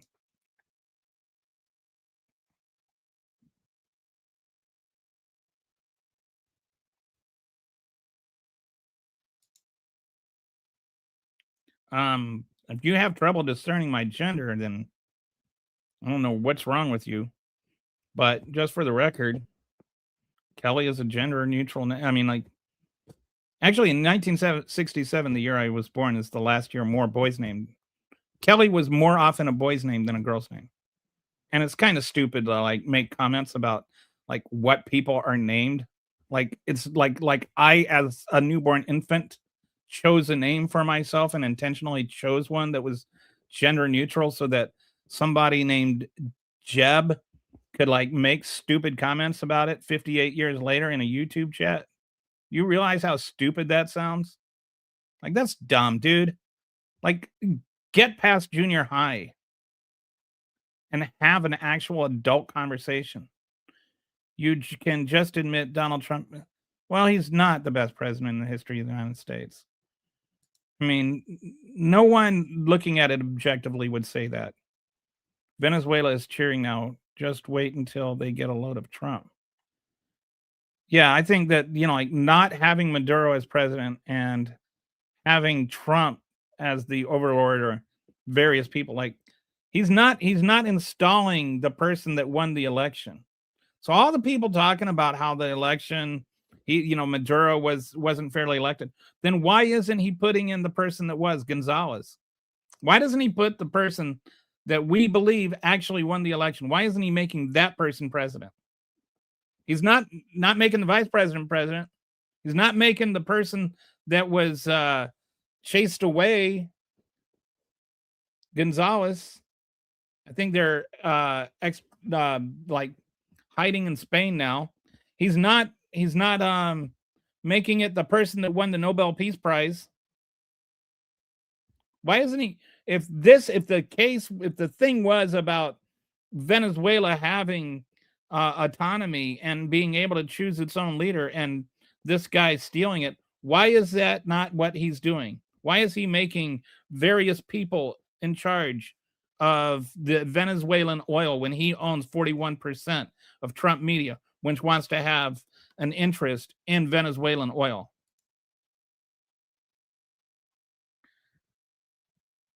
Nobody's talking about Maduro being a good person. This is a false dichotomy. This is one of the favorite Trump tactics, Trump supporter tactics, is to use a false dichotomy. But if your logic is that, then why isn't he making what's her name, Machado? Why isn't he making Gonzalez the president? Why isn't he restoring the democratically elected person? You won't answer that question because this is not your actual valid that you don't actually believe that that's the issue. You're just regurgitating a talking point that you heard from Trump.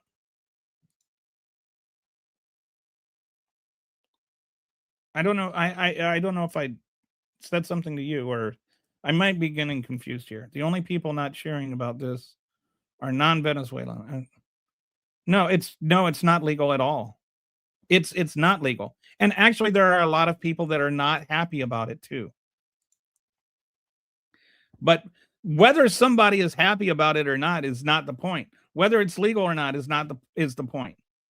Donald Trump illegally invaded a country and kidnapped the leader, took it over, and now he stands to gain controlling access of the oil supply, the largest oil supply in the world, while he owns 41% of the media of the company that looks to be controlling that oil.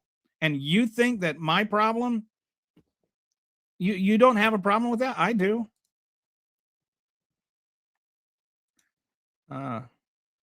See, yeah, just nonsense I've already addressed. What is the measurement you are using to say he is the best? I always wonder who's the second best then, and then like compare their policies. Like, what makes Trump better than, say, Lincoln? I don't know what I'm lying about. Uh, I all of this is true. Like, if you're saying I'm like Trump media, he owns 41% of Trump media. Trump media bought out or has the controlling interest in Blue Water, which put in a $10 billion bid for Citgo, which now that whole thing is up in the air. I'm not lying. I'm stating facts. That you don't like the facts I am stating does not make them lies.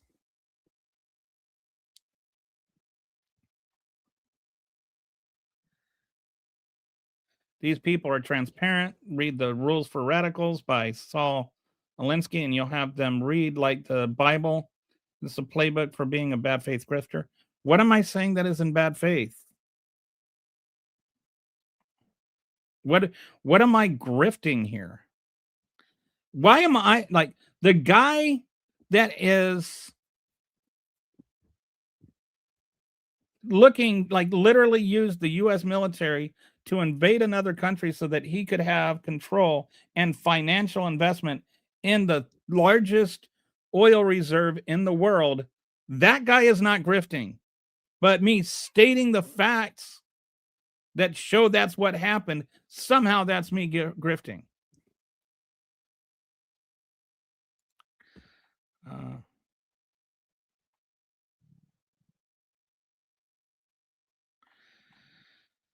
uh,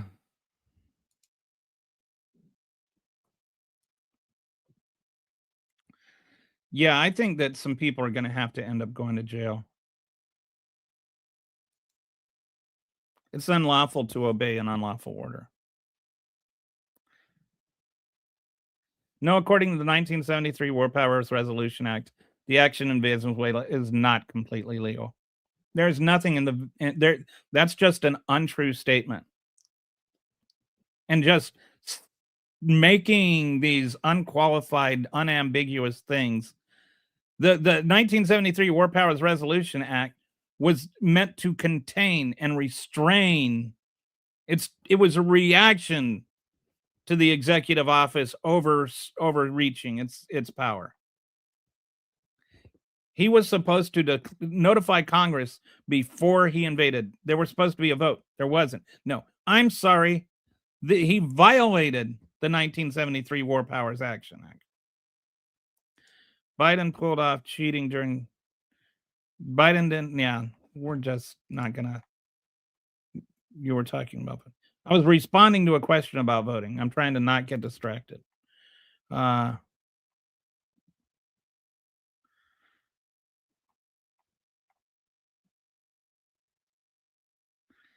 So, all right, you're just going to keep just talking in these hyperbolic smears, and you're not going to actually say anything substantive. So I won't read I'll read any comments you have that is actually on the substance, but just generally saying that this is mobilizing radical movements, that's just hyperbolic propaganda nonsense. Okay. Venezuelans are in tears. Okay, so a Venezuelan historian here. You said it could. We're not talking about that. No, I don't want us drug kidnapping a foreign president. I don't want us bombing the capital city of Venezuela. I don't want us assuming control of another nation. You trying to describe that as kidnapping a drug cartel leader? He's not a drug cartel leader. He doesn't even lead a drug cartel. Like, have a good faith argument. Yeah, so this guy's just spouting nonsense. People in Afghanistan cheered too. Yeah, and people in Iraq cheered. People in Vietnam cheered.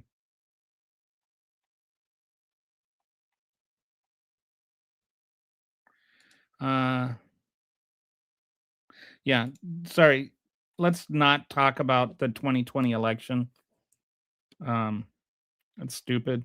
We're talking about the U.S. invading Venezuela right now. This has nothing to do with independence for Venezuela. Oh Lord, you people are buying every excuse not to man to justify this. You've attacked the country without provocation, without Congress, and it's just illegal. It's both. It's against U.S. law. It's against the U.S. Constitution, and it's against international law. You can't just go around deciding that this president is is wrong, and then overthrowing the country and deciding to run it again. Like, we just conquered Venezuela and removed their sitting government, and we replaced them with various people. And we did this on the whim of a 79-year-old man who can barely say a sentence without slurring, who thinks that like sharks are going to die in battery infested waters.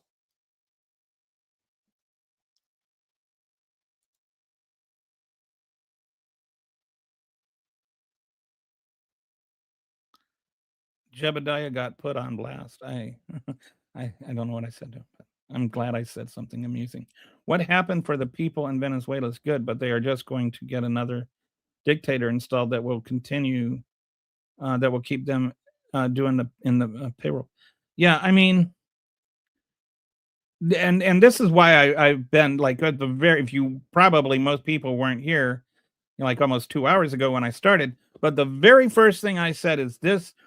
This is not about Maduro. And the most important thing you need to keep in mind is this is not about Maduro. There are lots of bad leaders in the world.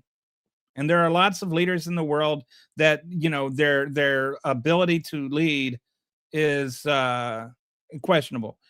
You've got this guy, what's his name, Bonacino, or whatever, the guy in Brazil that tried his own coup, and Donald Trump puts a 50% tariff on Brazil because Brazil had the audacity to prosecute this guy for trying to steal an election. But now, in this case, this guy overthrows, like this guy doesn't honor the fair election results, and somehow, like that's okay for going to war over for Maduro, but not for the guy in Brazil.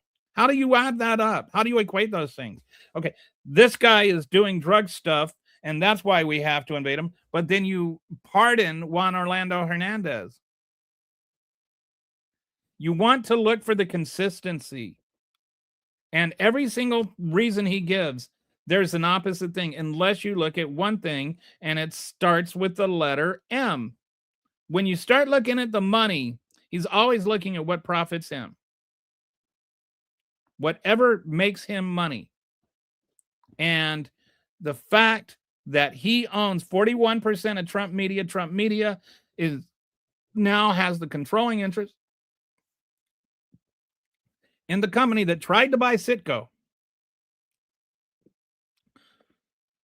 which is like the oil company in Venezuela, which sits on 30% of the oil reserves in the world. Like maybe it's about the oil. Maybe it's about billions of dollars that he personally can make off of sending the U.S. military in. If this were Barack Obama or Joe Biden that did something like that, you would definitely be saying something. You got upset that Barack or that Joe Biden covered his son's truck payments and got reimbursed for them. Like, you had Republicans wanting to impeach Joe Biden because he had the audacity to get reimbursed for covering his son's truck payments. They literally played video of of Joe Biden telling his son he loved him, or played audio a voice memo of Joe Biden telling his son he loved him, as though that proved some kind of giant conspiracy.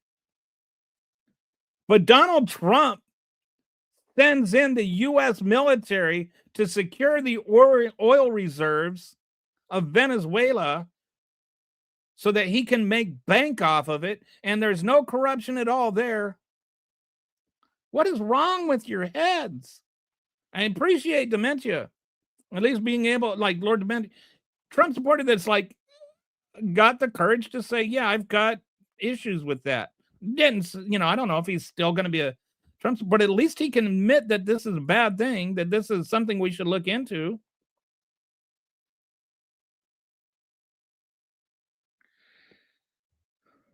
I think that like people that say things like this really do not know their history. You want to know something about Teddy Roosevelt? And you start looking, there's a lot of our presidents did a lot of things wrong. But we had a war with the Philippines. Did you know we had a war with the Philippines? Anyway, we had a war with the Philippines, and they did this thing called water torture to the Filipinos. We would hold them down, and we would put a hose down their throat. And we'd turn on the water, and we'd like inflate their stomach like a water balloon, and then stomp on their stomach until they talked.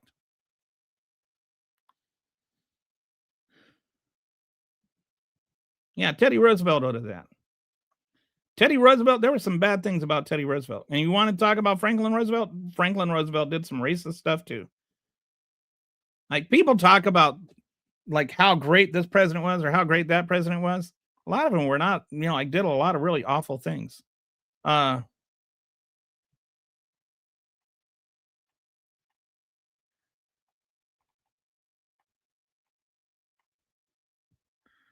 Okay, MAGA.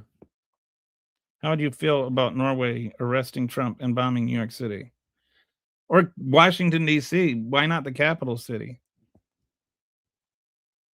Like, you can't just go around deciding that other countries' leaders aren't good enough and then bombing the capital city, killing civilians, and then arresting them because there's an indictment. Marco Rubio said this isn't an act of war. It's just serving an indictment. Like bullcrap. It's an act of war. Like bombing capital cities is an act of war. Kidnapping foreign leaders is an act of war.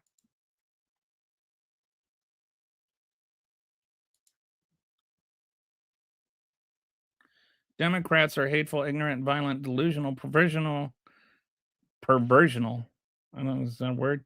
Freaks, you can tell by your rhetoric. You can tell by the way you think. You can tell, but you don't actually have any substance. Can you tell me what I said that's wrong? It just happened. I agreed with the people of Venezuela should vote instead, instill proper democracy. Why not put the person that they did vote for? Like, why do we have to have a different election? Why not have Gonzalez be president? The person that we say won, the person that most of the world says won the election. Why not put them in charge? It was only last year.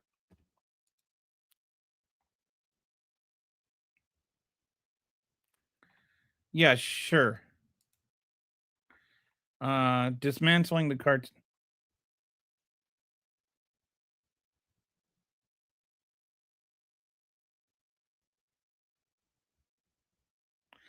Well, that's all very.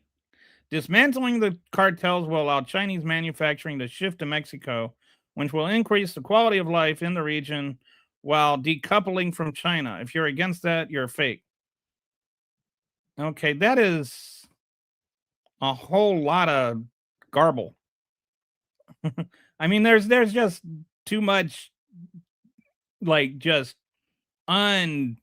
completely unsubstantiated opinion, and to come up with like that conclusion, and that like either you agree with this completely insane thing I just said or you're fake. What Maduro did to keep power so long sounds strangely familiar, doesn't it? Yeah. And I would say, I keep drawing the parallel to Putin. Like, there's not much difference between Putin's holding on to power and Maduro's holding on to power. Or what's his name? Hungry guy, the Orban.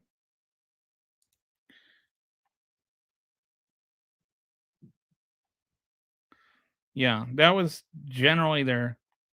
It's like you never. You'd ask people, what is Trump going to do to bring down prices? You're so worried about prices. You're voting for him because of prices. What has he actually said he's going to do to bring down prices? And then they'd say tariffs. Okay, give it time.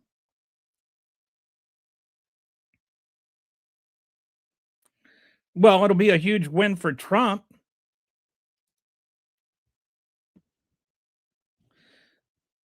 We want. I don't know why. I don't know why you think that it'll be a huge win for America and Venezuela. It's like not like they don't already have it. It's not like it's already.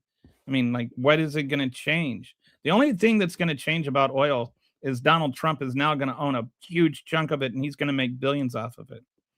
Uh,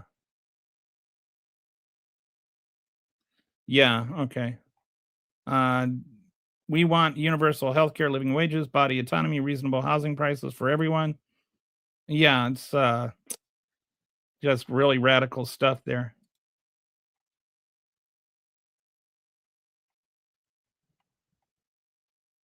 Yeah, I don't think that's Donald Trump's plan. I think his plan, even about Iraq, he said a mistake was we didn't steal their oil. And he's talking about they took our oil and we need to take it back and stuff. MSNBC just announced us installing Venezuela prize winner with the Venezuela president. Well, they didn't announce that in the press conference.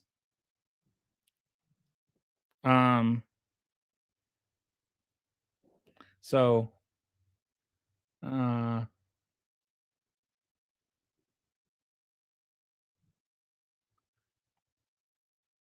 there, I'm seeing it's Stephen Miller. I'm just looking up at the screen right now. Stephen Miller, key to planning execution. So I don't know if he's going to kick all the Venezuelans out of Venezuela. I just want the people of Venezuela to finally prosper and lift Venezuela. I think that would be great.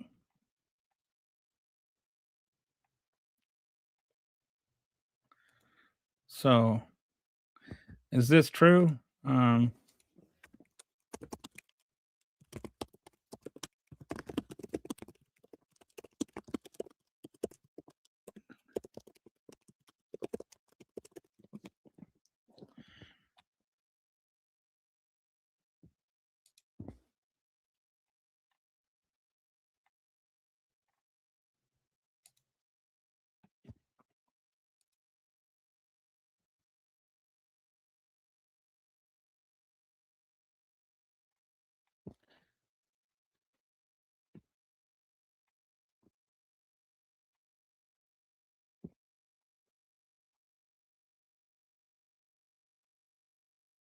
Trump specifically said at his press conference that it would be very tough for Machado to become president, stating she doesn't have the support or respect within the country.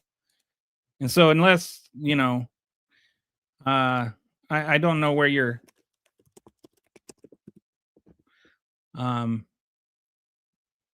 getting your information.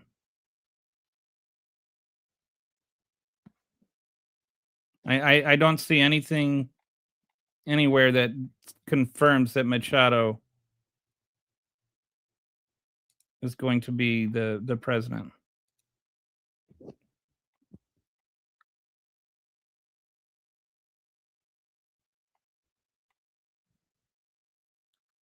You won't complain.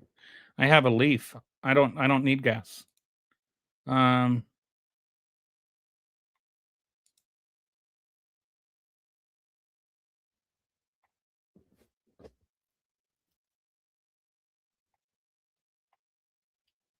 Well, it's more than that. All right. So the oil isn't a huge win, but it's something. It's not a win at all. It's not our oil. It's not like we get to just keep their oil because we conquered them or something. I don't understand what that means. You just said it won't make her, but they didn't. I did. They're not. Trump literally said on the press conference that was not going to happen. I don't know where you're getting your information. Machado is not. No one from the Trump administration has said that Machado is going to be the president. I don't know where you're getting your idea that that this just happened. It's not announced on Twitter. Nobody's announcing it on Twitter. I just looked over there. I asked Claude. Claude doesn't know anything about it. MSNBC isn't saying, well, MS Now isn't saying anything about it. I don't know where you're getting your information from. But yeah, I did not lie and say that it didn't happen, because that would imply that it happened.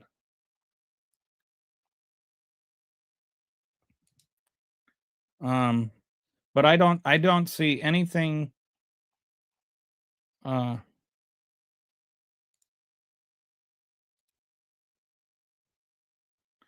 Yeah, everything I'm seeing on Twitter is saying that Machado is not.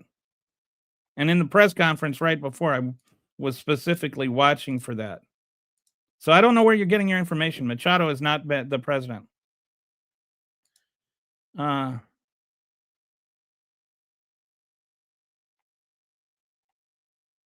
And Gonzalez would be the person that won the election. I don't doing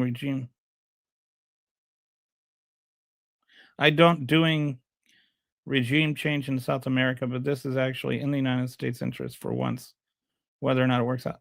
We've been doing regime change, and I think this is now, I want to say, 46th time we've changed a regime in South America. Maybe we should stop doing that. Did we legit take? We took Maduro. Yes, we kidnapped him. Trump learned everything in the 70s and 80s from Roy Cohn. He did. Okay, but that doesn't mean that Machado won. And thank you for watching. Brokeback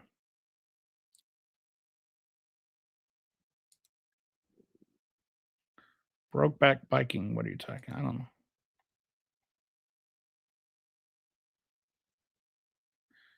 I don't like people who make accusations simply because they have disdain for. I'm not making accusations simply because I have disdain for the person. I have disdain for the person because he does a lot of disdainful things. Those are the things that I accuse him of. But it's not, you got the cart and the horse backwards, my friend. I'm not accusing him of doing something. I'm pointing out a fact. Trump media now will have access to the Argentine oil reserves. They tried to get that. They tried to buy it just a couple of weeks ago.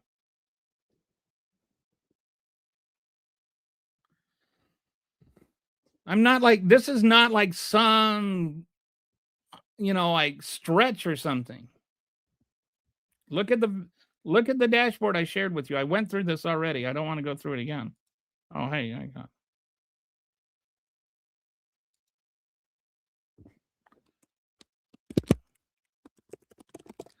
So, I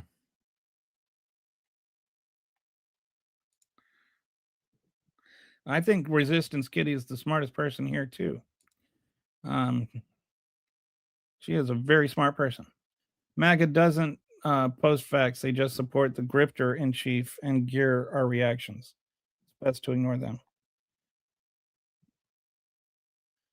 Okay. I'm impressed the MAGA in the chat used an apostrophe. Hey, that's good. I think oh, he didn't. Well, he used, oh wait. That was, I don't know which one it was.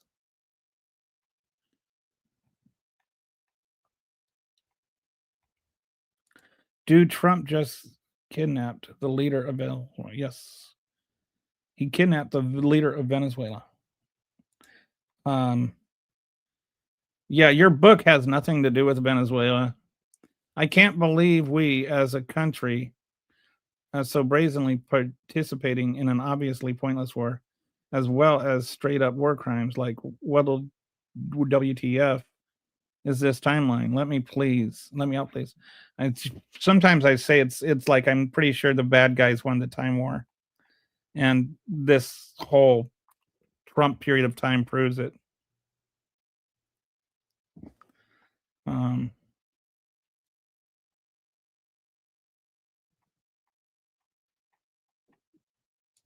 all I can say is because we illegally invaded another country, and I don't think that your assessment of Venezuela being happy changes that.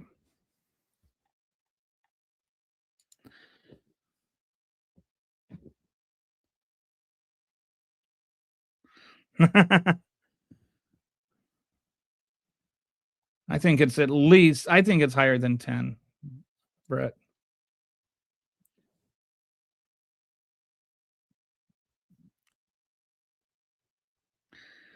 If Biden had done it, would be no.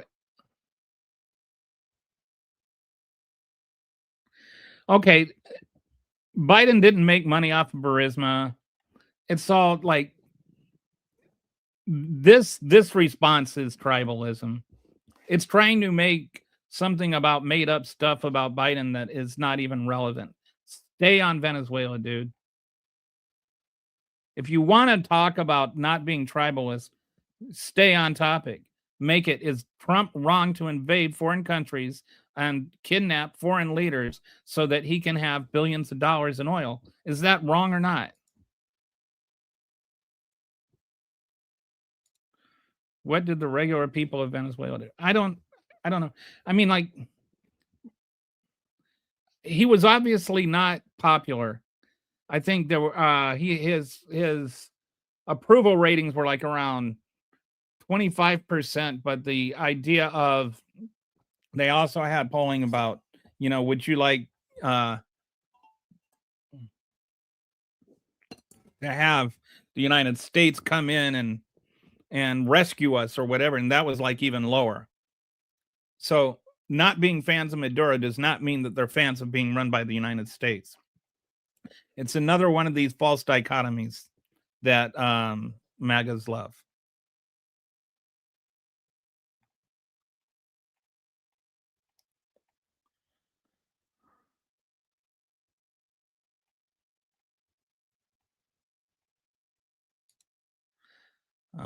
I like that. LOL, dictator management.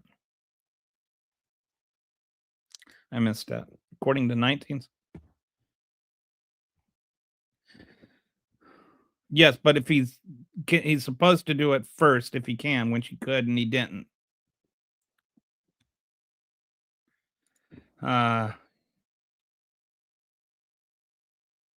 Okay. Kelly is a communist and hates America.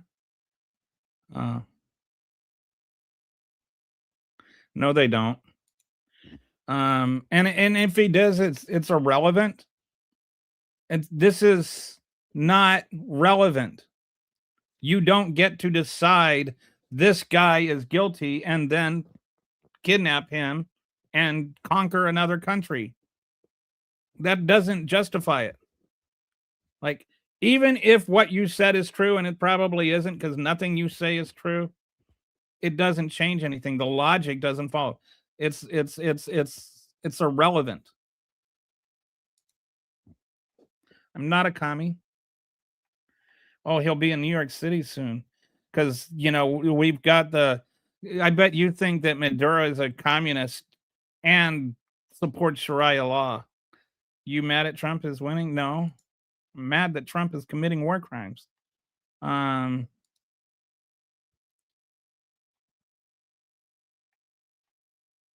What? Googling. He's trying to learn how to spell Google. Maybe he should do a Google search on how to spell Google. Congress does not agree with you. Do something. Do something about it, commie. Arf, arf, arf. I bet you are. You're like that little dog. You're like a little poodle. I bet you bite ankles and think you're tough. Who is a communist? Do you know what Trump is taking percentage of? Yes.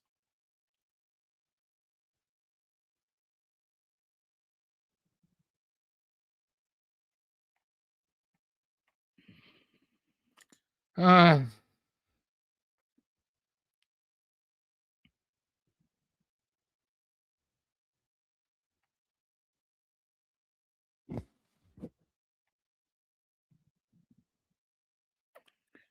if your greatest contribution to our country is following someone with numerous rape allegations, multiple bankruptcies, ties to Epstein, and a bad rep for uncivilized business, you are missing.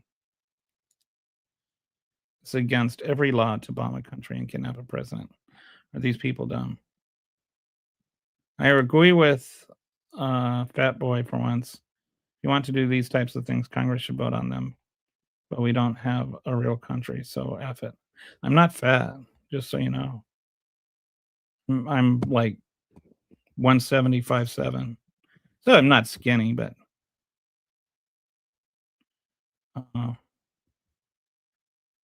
all right. Please don't use words ending in tard. Please just don't use disabilities as pejoratives. I don't understand why that's hard. Like, there's all kinds of ways you can call me stupid, and I'll be okay with it. Yeah, I'm kind of short. 5'7". Sorry, I didn't mean to be a communist. I'm not trying because Trump is winning. I would be celebrating if Trump was actually winning, but Trump isn't winning. You're not smart either.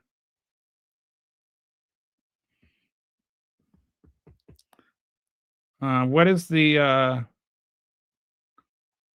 what is the difference between an apostrophe and not an apostrophe, Patsy? What did you say it was?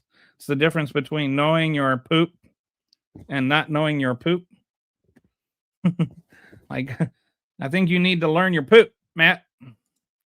Okay, Trump has secured his positions with Xi and Putin. Xi and Putin. The world is for sale, and the superpowers are insatiable. Dude, nobody is saying Maduro's a good guy. That is not an argument. America first, right? Do you want to invade China?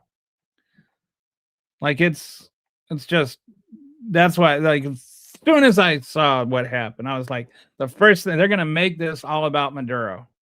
Like, as long as Maduro is bad, they're gonna make it like, if you say, okay, invading other countries and removing and kidnapping their leaders and installing yourself as the government so that you can control the oil and make billions of dollars is okay because Maduro is bad. Like, two wrongs don't make a right. Like, this is not like a new logical invention I just made.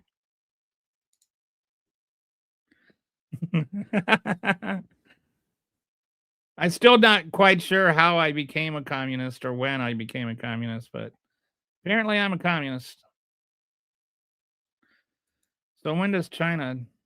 Yeah, so this is the thing is, once you start arguing that you can just decide to remove other leaders because they're not legitimate, where does that end? So what if China? Now do we have the moral ground to say that China can't invade Taiwan now? That's a great question. I mean, like,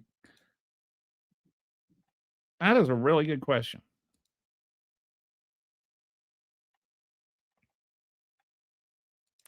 Well, you skipped my comments about, because they're wrong, and I don't feel like debating you on something that's wrong. Um, it's not legal. The War Powers Act does not authorize it. It is possible to be gay and your butthole being totally gay. What a weird thing to say. I don't know what that has to do with Venezuela. All right, so let's just, for the sake of the one guy,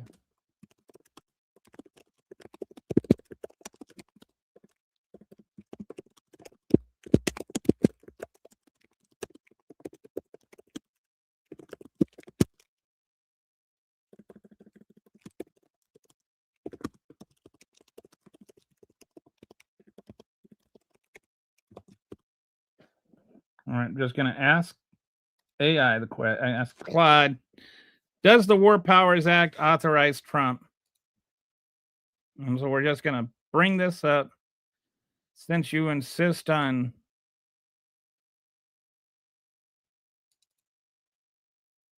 having this conversation. No, the War Powers Act doesn't authorize military action. It's actually designated to limit presidential war making powers, not grant them. Here's how it acts. When the War Power Acts, what the Power Act does, requires the president to notify Congress within 48 hours of committing armed forces to military action, limits unauthorized military action to 60 days with a 60-day withdrawal period, allows Congress to force withdraw if troops connected through a war resolution was passed in 1973 over Nixon's veto over Vietnam. The constitutional debate around Vietnam's the legal justification would need to come from one of these sources. Article 2 Powers President claims inherent authority as commander in chief to protect American interests. Personnel Republican Senator Mike Lee initially questioned this, but later said it likely falls under the president's inherent immunity under Article 2, inherent authority under Article 2. But there doesn't appear to be any specific authorization for invading Venezuela. The 2001 authorization for use of military force sometimes stretched to cover counterterrorism aspirations, but it's questionable whether it applies here on like just many, many different grounds. Self-defense, there is no self-defense. So no, the Powers Act has been widely ignored by presidents of both parties since 1973. Presidents often conduct military operations and then inform Congress, treating the WA as advisory rather than binding. Congress rarely enforces it. So so your argument is, but he told them within 8 hours, right? That's your. So I'll just type in that. Just so I can see you. Okay, so right, notifying Congress within 40 hours is following the procedural requirement of the War Powers Act, but that doesn't mean the action itself was authorized or legal. These are two separate issues. Think of it this way: the War Powers Act says if you commit troops, then you must notify Congress within 48 hours. It doesn't say you can commit troops as long as you notify Congress. The two separate questions are, did he have the authority to strike in the first place? This requires constitutional authority, congressional authorization, or self-defense imminent threat. So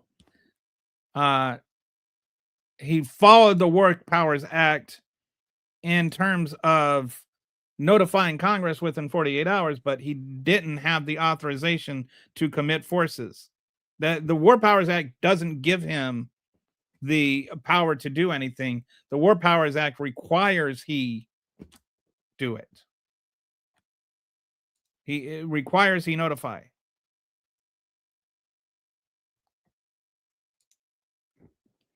So I don't know if that helps you, but that's enough on that.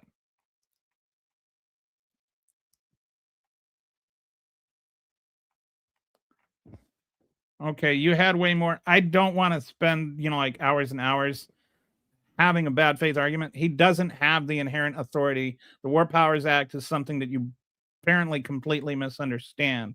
So I don't want to have, like this usurp the whole conversation. How many has Maduro killed? It doesn't matter. He wasn't their leader. That doesn't matter. He was recognized by the UN as an international leader. It's not like and had been even by Trump before. Why did 47 capture Maduro? How many countries were passed for the USA to capture him? Huh.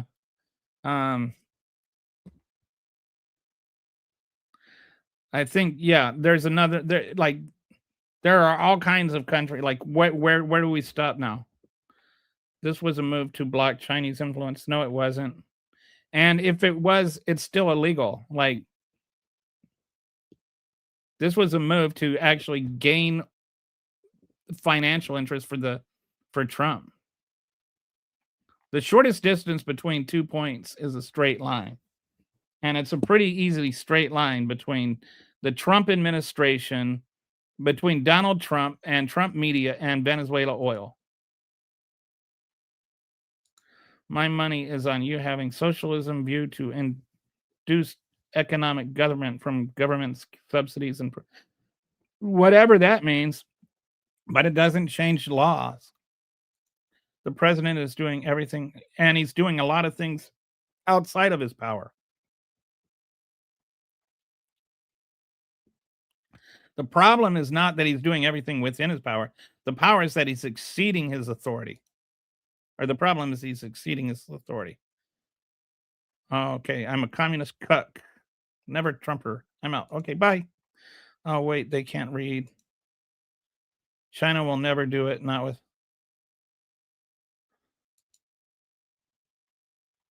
Like, what does even this mean? They will never. So, China will never do it, not with Trump in the White House. Because what, Trump would do something to stop them? So, are you saying that Trump would go to war with China? Because I was told that Biden was going to go to war with China, and that's why we couldn't trust him. Matthew has been living under a rock for the last year.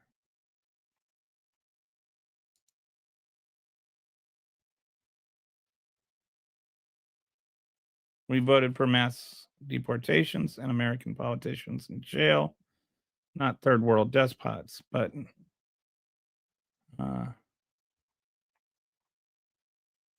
your argument was literally a schizo version of "you are gay." Oh boy, another one. It's not war. It is war. I mean, it's literally an act of war.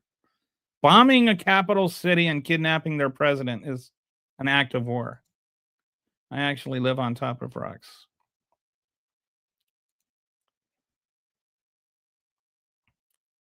So I tell you,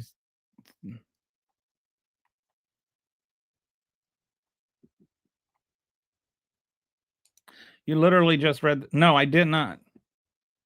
I read, if you were paying attention, the president must notify Congress within 60 days.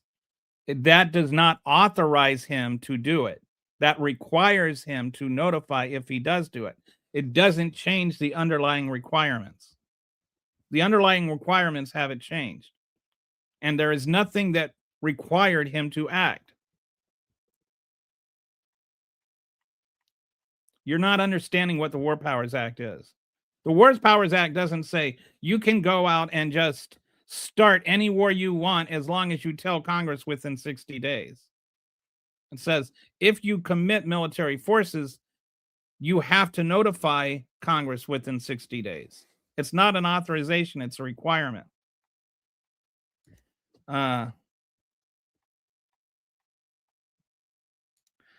We voted for mass deportations and American politicians. All right, that I don't know how many times you're going to post that comment, but we get it.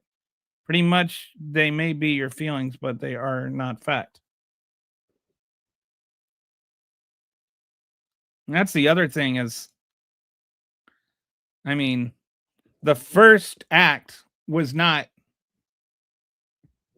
what happened yesterday. The first act was the first bombing of the first boat, which was well over 90 days ago.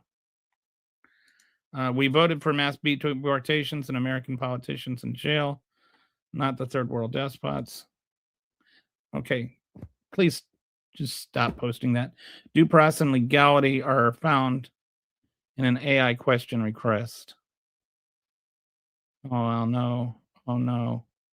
When you are citing articles of US code without. I don't know what all of that means.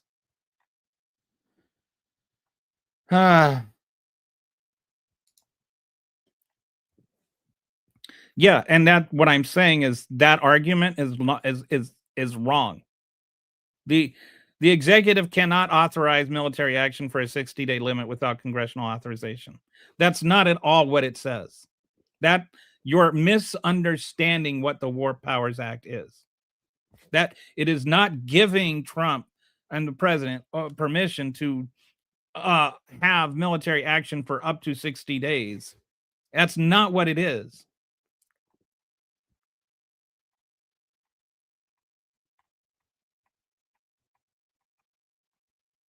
Okay. I asked ChatGPT, even it said it wasn't legal or even authorized. Take that, MAGA.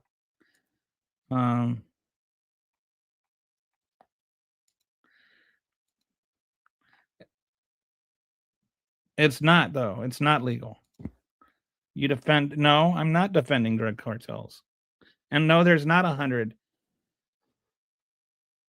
There was 100,000 drug overdoses 1 year in 2023. It was down to 74,000 last year. And it has absolutely nothing to do with invading Venezuela. If he's so concerned about, if you're so concerned about drug cartels, then why are you okay with him pardoning Juan Orlando Hernandez or the CEO of Binance that laundered money for all the cartels? Like,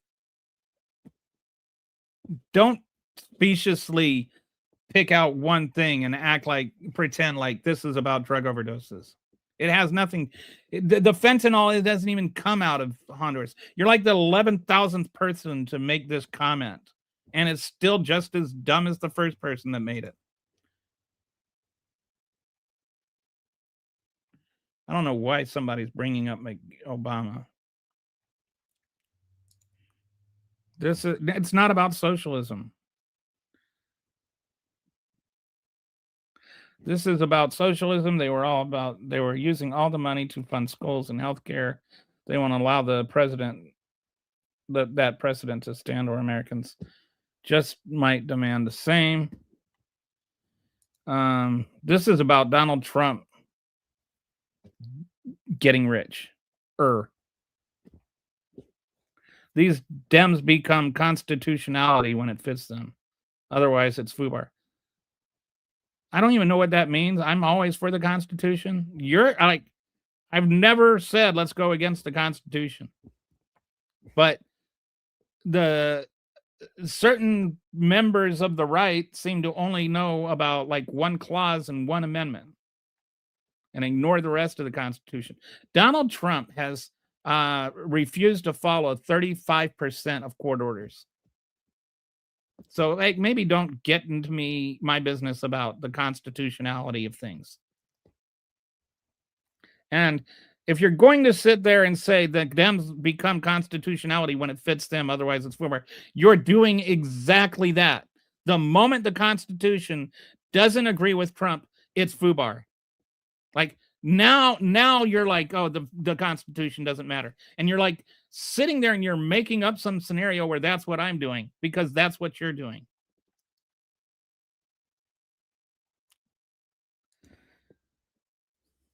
I don't know if he lost the election by 70%, but he lost the election. But that's kind of beside the point. You don't get to, like, why him? Why is it okay for him? Like, we go and we kidnap him, right? But then when Brazil tries to prosecute the guy that tried to steal their election, Donald Trump slaps a 50% tariff on Brazil unless we let him walk, or unless Brazil lets him walk. Why is it okay in some countries? And also, by the way, when you're talking about stealing elections, maybe Donald Trump, 3 fingers pointing back at you, pal. He's the one that tried to steal an election. Trump knows his time is up. I don't know if Trump knows his time is up. I don't even know what Trump knows anymore. That press conference today, he was like a slurring, meandering trail of nonsense. Like, I don't know if you watched it, but he did not seem all that coherent. He seemed kind of like really incoherent.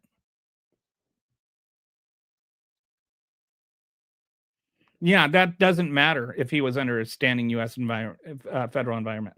You don't just get to say, well, he's indicted, therefore we can go ahead and commit this act of war and just say we're serving a warrant.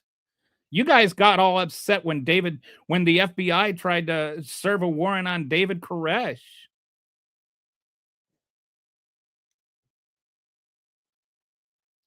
The indictment is irrelevant. It's still an act of war. We still bombed their capital city. We committed an act of war. We overthrew a country, and now we're installing ourselves as various people that are going to run that country. So get out of here with your indictment mumbo jumbo. It's still illegal. If you have to break the law to enforce the law, you're not really doing it right. How would you folks feel about what if we went and we arrested what if we arrested by Bibi? He's under indictment. Are you okay if with that? Great question, Kitty.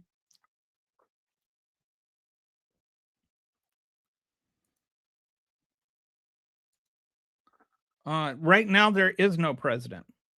I think the vice president has been sworn in, but according to Trump, various people are going to be running the country.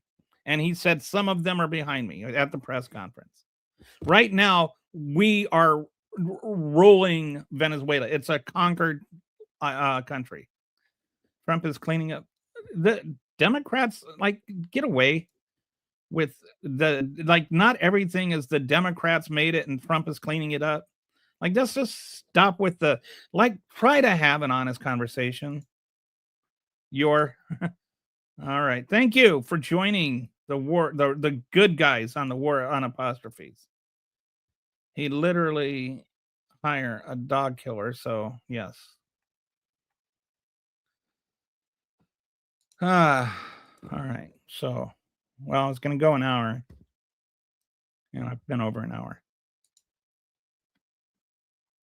The Constitution is a shredded document long ago hijacked by the fort. I'm just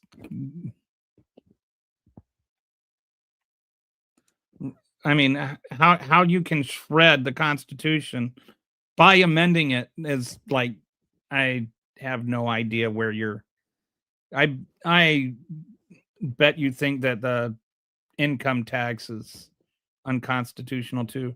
Remember, socialism isn't welfare programs.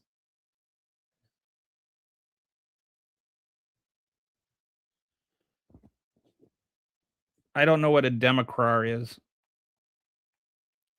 I don't know if that's a typo or if that's just another weird thing that you want to call Democrats. Congress has given up their power to authorize war and given it to Trump. They've given up their power to do pretty much anything. And I want to do this. I'm going to do a show eventually. I keep saying I'm going to do it, but I want to do a show where I feel like we have gradually become a two-party system instead of a three-branch system of government. It's no longer about the congressional power, the judicial branch, or the congressional branch, the legislative branch, the judicial branch, and the executive branch, all with a balance of powers and everything. We just have a balance of parties. It's all about, one thing or the other. And I feel like the Constitution, the real threat to the Constitution is that, not the 14th Amendment.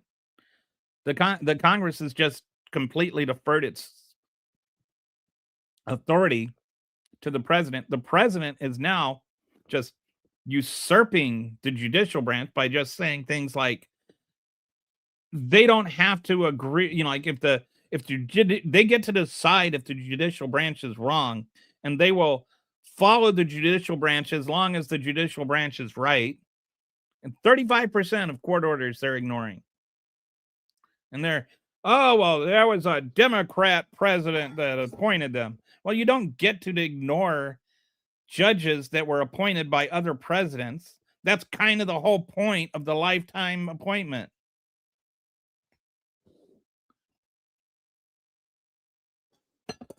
And even Trump's own appointments are ruling against him, and he's ignoring it. So many triggered Trumpers.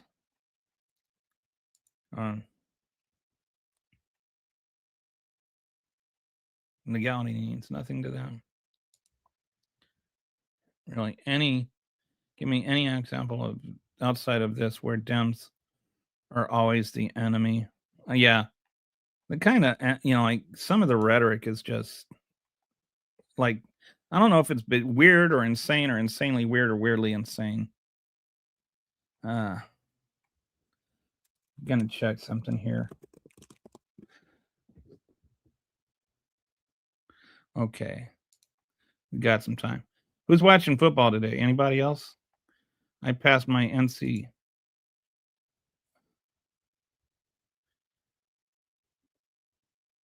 Okay. Good for you. God bless President Trump. There are powers that Congress relinquish to the executive branch. Live it or not, like it or not, I suppose.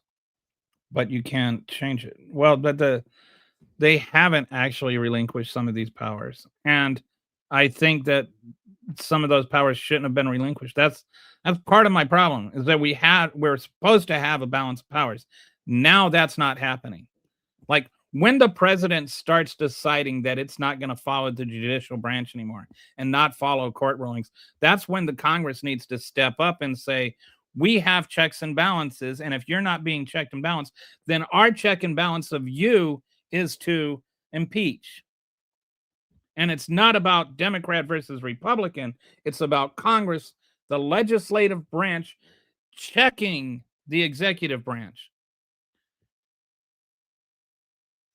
I would say the same thing if Joe Biden had just completely ignored judicial courts.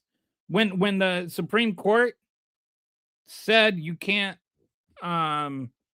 forgive student loans, you can't use this to forgive student loans, he didn't just insist on forgiving them anyway. He tried to find another way to do it, but he paid attention to the ruling. Then when that one didn't work out, the whole thing went away.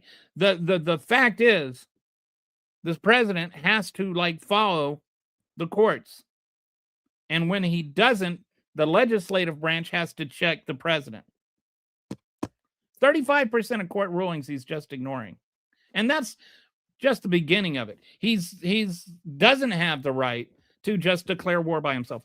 That is like an expressed constitutional power, that Congress is the one that declares war. This notion that the War Powers Act has been like this flip on its head. The whole reason the War Powers Act existed is because we were in this eternal police state with Vietnam. And so the War Powers Act was saying, if you commit forces, you have to notify Congress within 60 days and get congressional approval for it, because it was like a police state. But this is an actual act of war. This thing with Venezuela. Like, stop listening to Fox TV to get your talking points. Okay, somebody. Partisan tribalism makes people believe that anyone who isn't on their team is on the other team, even if they are apolitical. I agree. And it also makes you feel like everything that your side is for, you have to be for, and everything that the other side is against, you have you have to be for. So you get these things where, an example is, okay, I'm against overthrowing other countries on the pretext that they're a drug cartel, right? So then you're for drug cartels. Like that is not necessarily. Some of us can be against drug cartels. You're against drug cartels. I'm against drug cartels. We're both against drug overdoses. Let's find a solution to drug overdoses. Like, that should be the way that we approach policy issues, right? Is look at the situation and then try to solve it, instead of, you're a Democrat, therefore you have to abide by these principles, or you're a Republican, you have to abide by those principles. Like, I think this whole way of having discourse nowadays interrupts discourse. It prevents solutions. Like, we could be doing so much better and so much more if we would just talk about the issues, instead of just talking about the other party, or talking about our own party. But mostly it's just talking about the other party. Northern Hemisphere.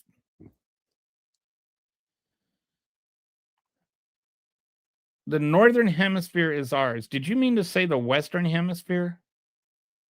Because I'm pretty sure, there's a whole bunch of the world that would disagree that the Northern Hemisphere belongs to us. It was not. It was an act of war. Call it a police action all you want, but it was still an act of war. Bombing other countries and kidnapping their presidents is an act of war. Like somebody, if we were to serve an indictment against the indictment against Bibi and bomb Israel, bomb Tel Aviv, and kidnap Bibi, would that be an act of war because we're serving an indictment? Trump is winning and you're crying. We vote. Is this like a chatbot thing or something? Like, this is like, what's the point of even typing something like that? We've voted for mass deportation. Okay, that's like the 11,000th time you've said that.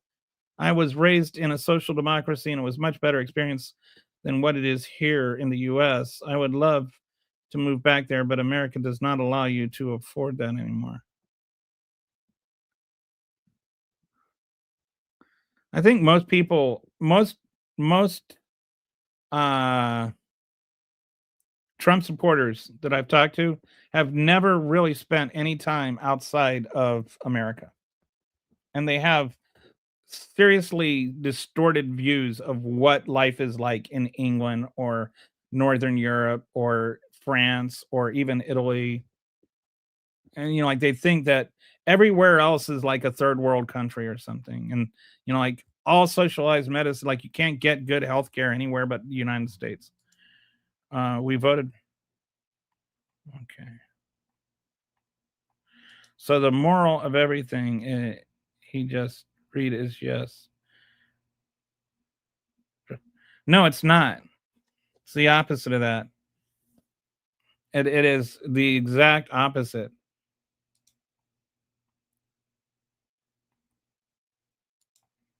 Okay, so we know what UK is like. Yeah, I'm sure you do. Like, have you ever been there? Canada does have great health care. You notice one thing is none of these countries that have, like universal health care are going, gee, we should really shift to a system that rations healthcare based on income and your job. Like, yeah, that, like, you don't see in people in Canada, you don't see overwhelming support for kicking 20% of the population off of healthcare to make it cheaper and shorten waiting lists, do you? Like, why is it that nobody wants our system if it's so terrible? Liberals say communism is great, but never. What a weird thing to say. I mean, like, liberals and communists aren't even the same thing, dude. How many places have you been? I've been to 36 countries. I'm not talking out of my butt. United States has 20 million. Venezuela. All right, let's fact check that. How many Venezuelan refugees are in America? That seems a bit high because I think we have like 40 million foreign-born people in the country.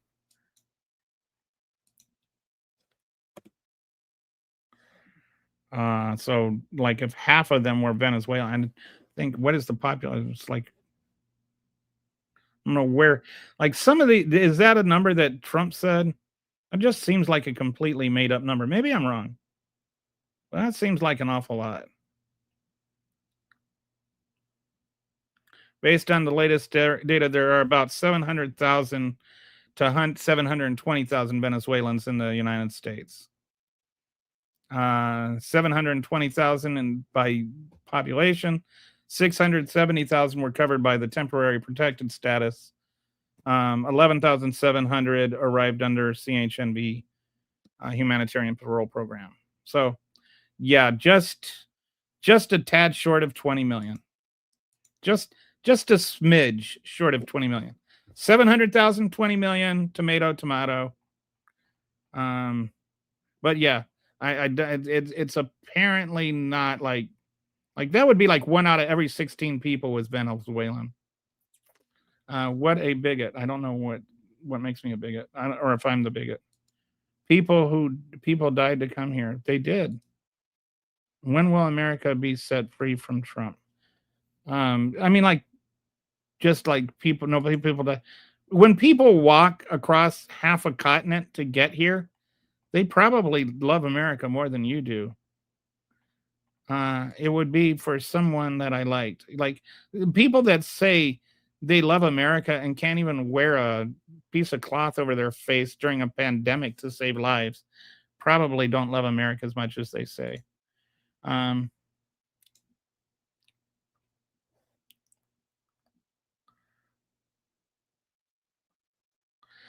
they think that the dump Trump is going to invite them to his new ballroom so much less do anything other than sit. Yeah.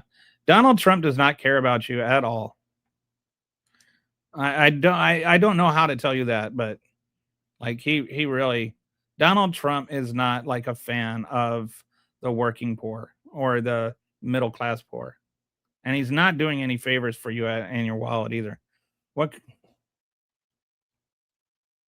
Yeah, nobody thinks our healthcare is superior, which is why nobody's trying to change to it.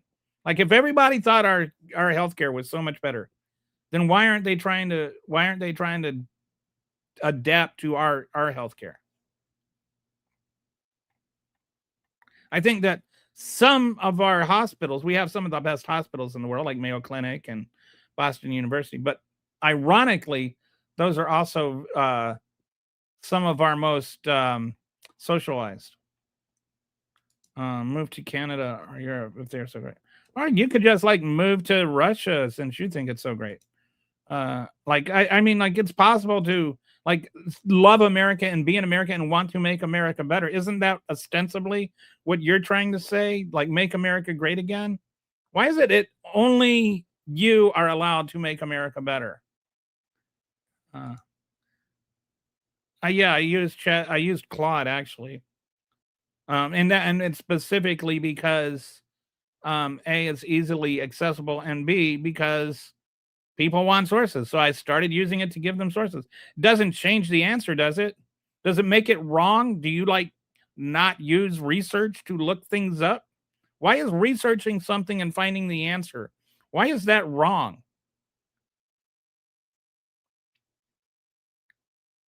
Only cowards got the uh, America is the most generous country in the world and the safest. And don't know if either one of those things are objectively true. Only, I mean, like, some guy says we have 20 million Venezuelans. Like, I don't know off the top of my head how many Venezuelans live in America. So I look it up, and it turns out it's only 700,000. And so your take is, oh, you're an idiot. You have to like use AI to look up how many Venezuelans live in America. Not the guy that said there were 20 million. That was just clearly completely wrong about it. Only homosexuals got the vax. I don't think that's true. Who on the left is then? Who on the left is what? I didn't say the middle class. I said the working poor and working middle class. Trump is self-serving. He is very self-serving. Okay, another move to Canada. Europe. Was Donald Trump? Well, Donald Trump doesn't care about all the 300 people individually. No, he doesn't care about anyone except for the people in his inner circle. And he certainly does not care about the 300 million people collectively. I don't care if he knows my name or not, but don't sit there and act like he cares what you're paying for grocery prices. You know, you're the ones that sit there and act like he's your daddy. Trump doesn't.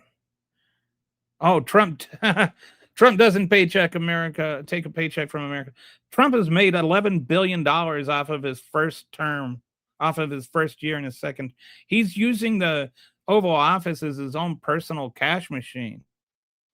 He's even with this again, he's using the US military to go in and steal Argentina's oil while he's positioned with Trump media to own when she owns 41% of, to have the controlling interest in what happens to Argentina's oil. Do you think $400,000 a year matters to him when he's banking $4 billion, $11 billion? When he's sitting there, he's getting his cryptocurrency because he pardoned the guy from finance. Biden. Come on, dude. Don't be so naive. The heart of any grift is to put in a little bit of your own money.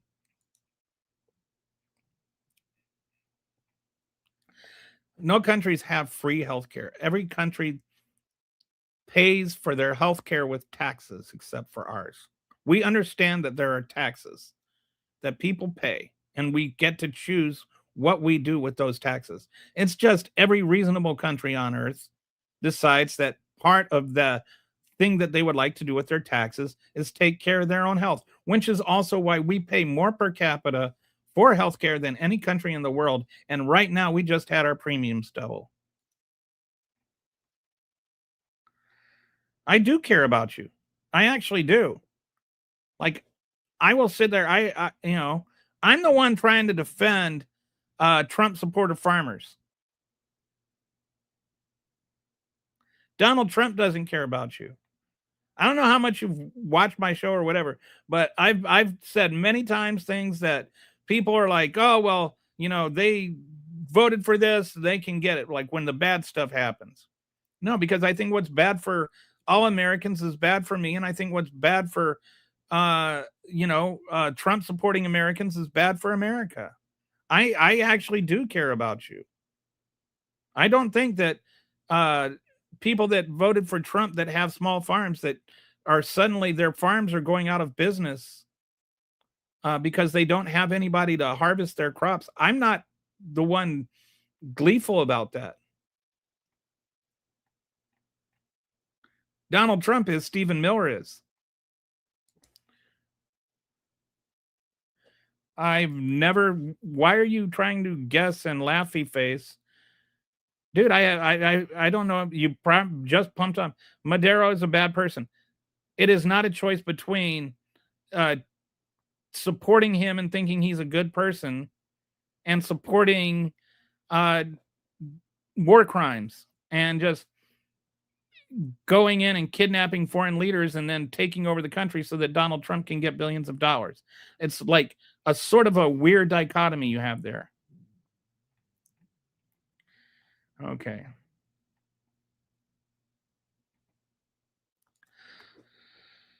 About 10.7 to 10.9 million Mexican-born people live in the United States, legal and authorized combined. And a lot of the Mexican-born, yeah. I think the total number of foreign-born people is like 40 billion.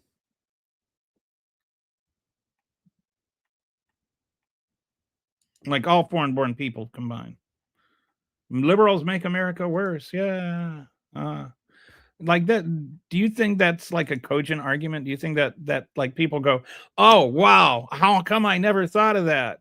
Like, why can't you have like why is it so many Trump supporters can't actually have a fact-based reasonable argument? It's just got to be, like these broad sweeping smeary type things, like or move to the Dominican Republic, they have free healthcare, free lights, and like that's nonsensical ramblings. We are focused on making America great again while Democrats. Yeah, see this. Do you have anything like substantive to say? All right.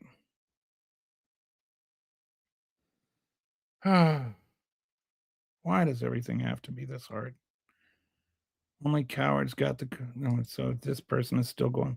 American Democrats are crying about. Yeah, whatever, Salty. Like your made up stuff just doesn't matter. Why are Republican personalities in administration women more masculine than feminine? Why do they all look the same? Like, have you noticed? There's just, it's like they're all trying to look like Melania.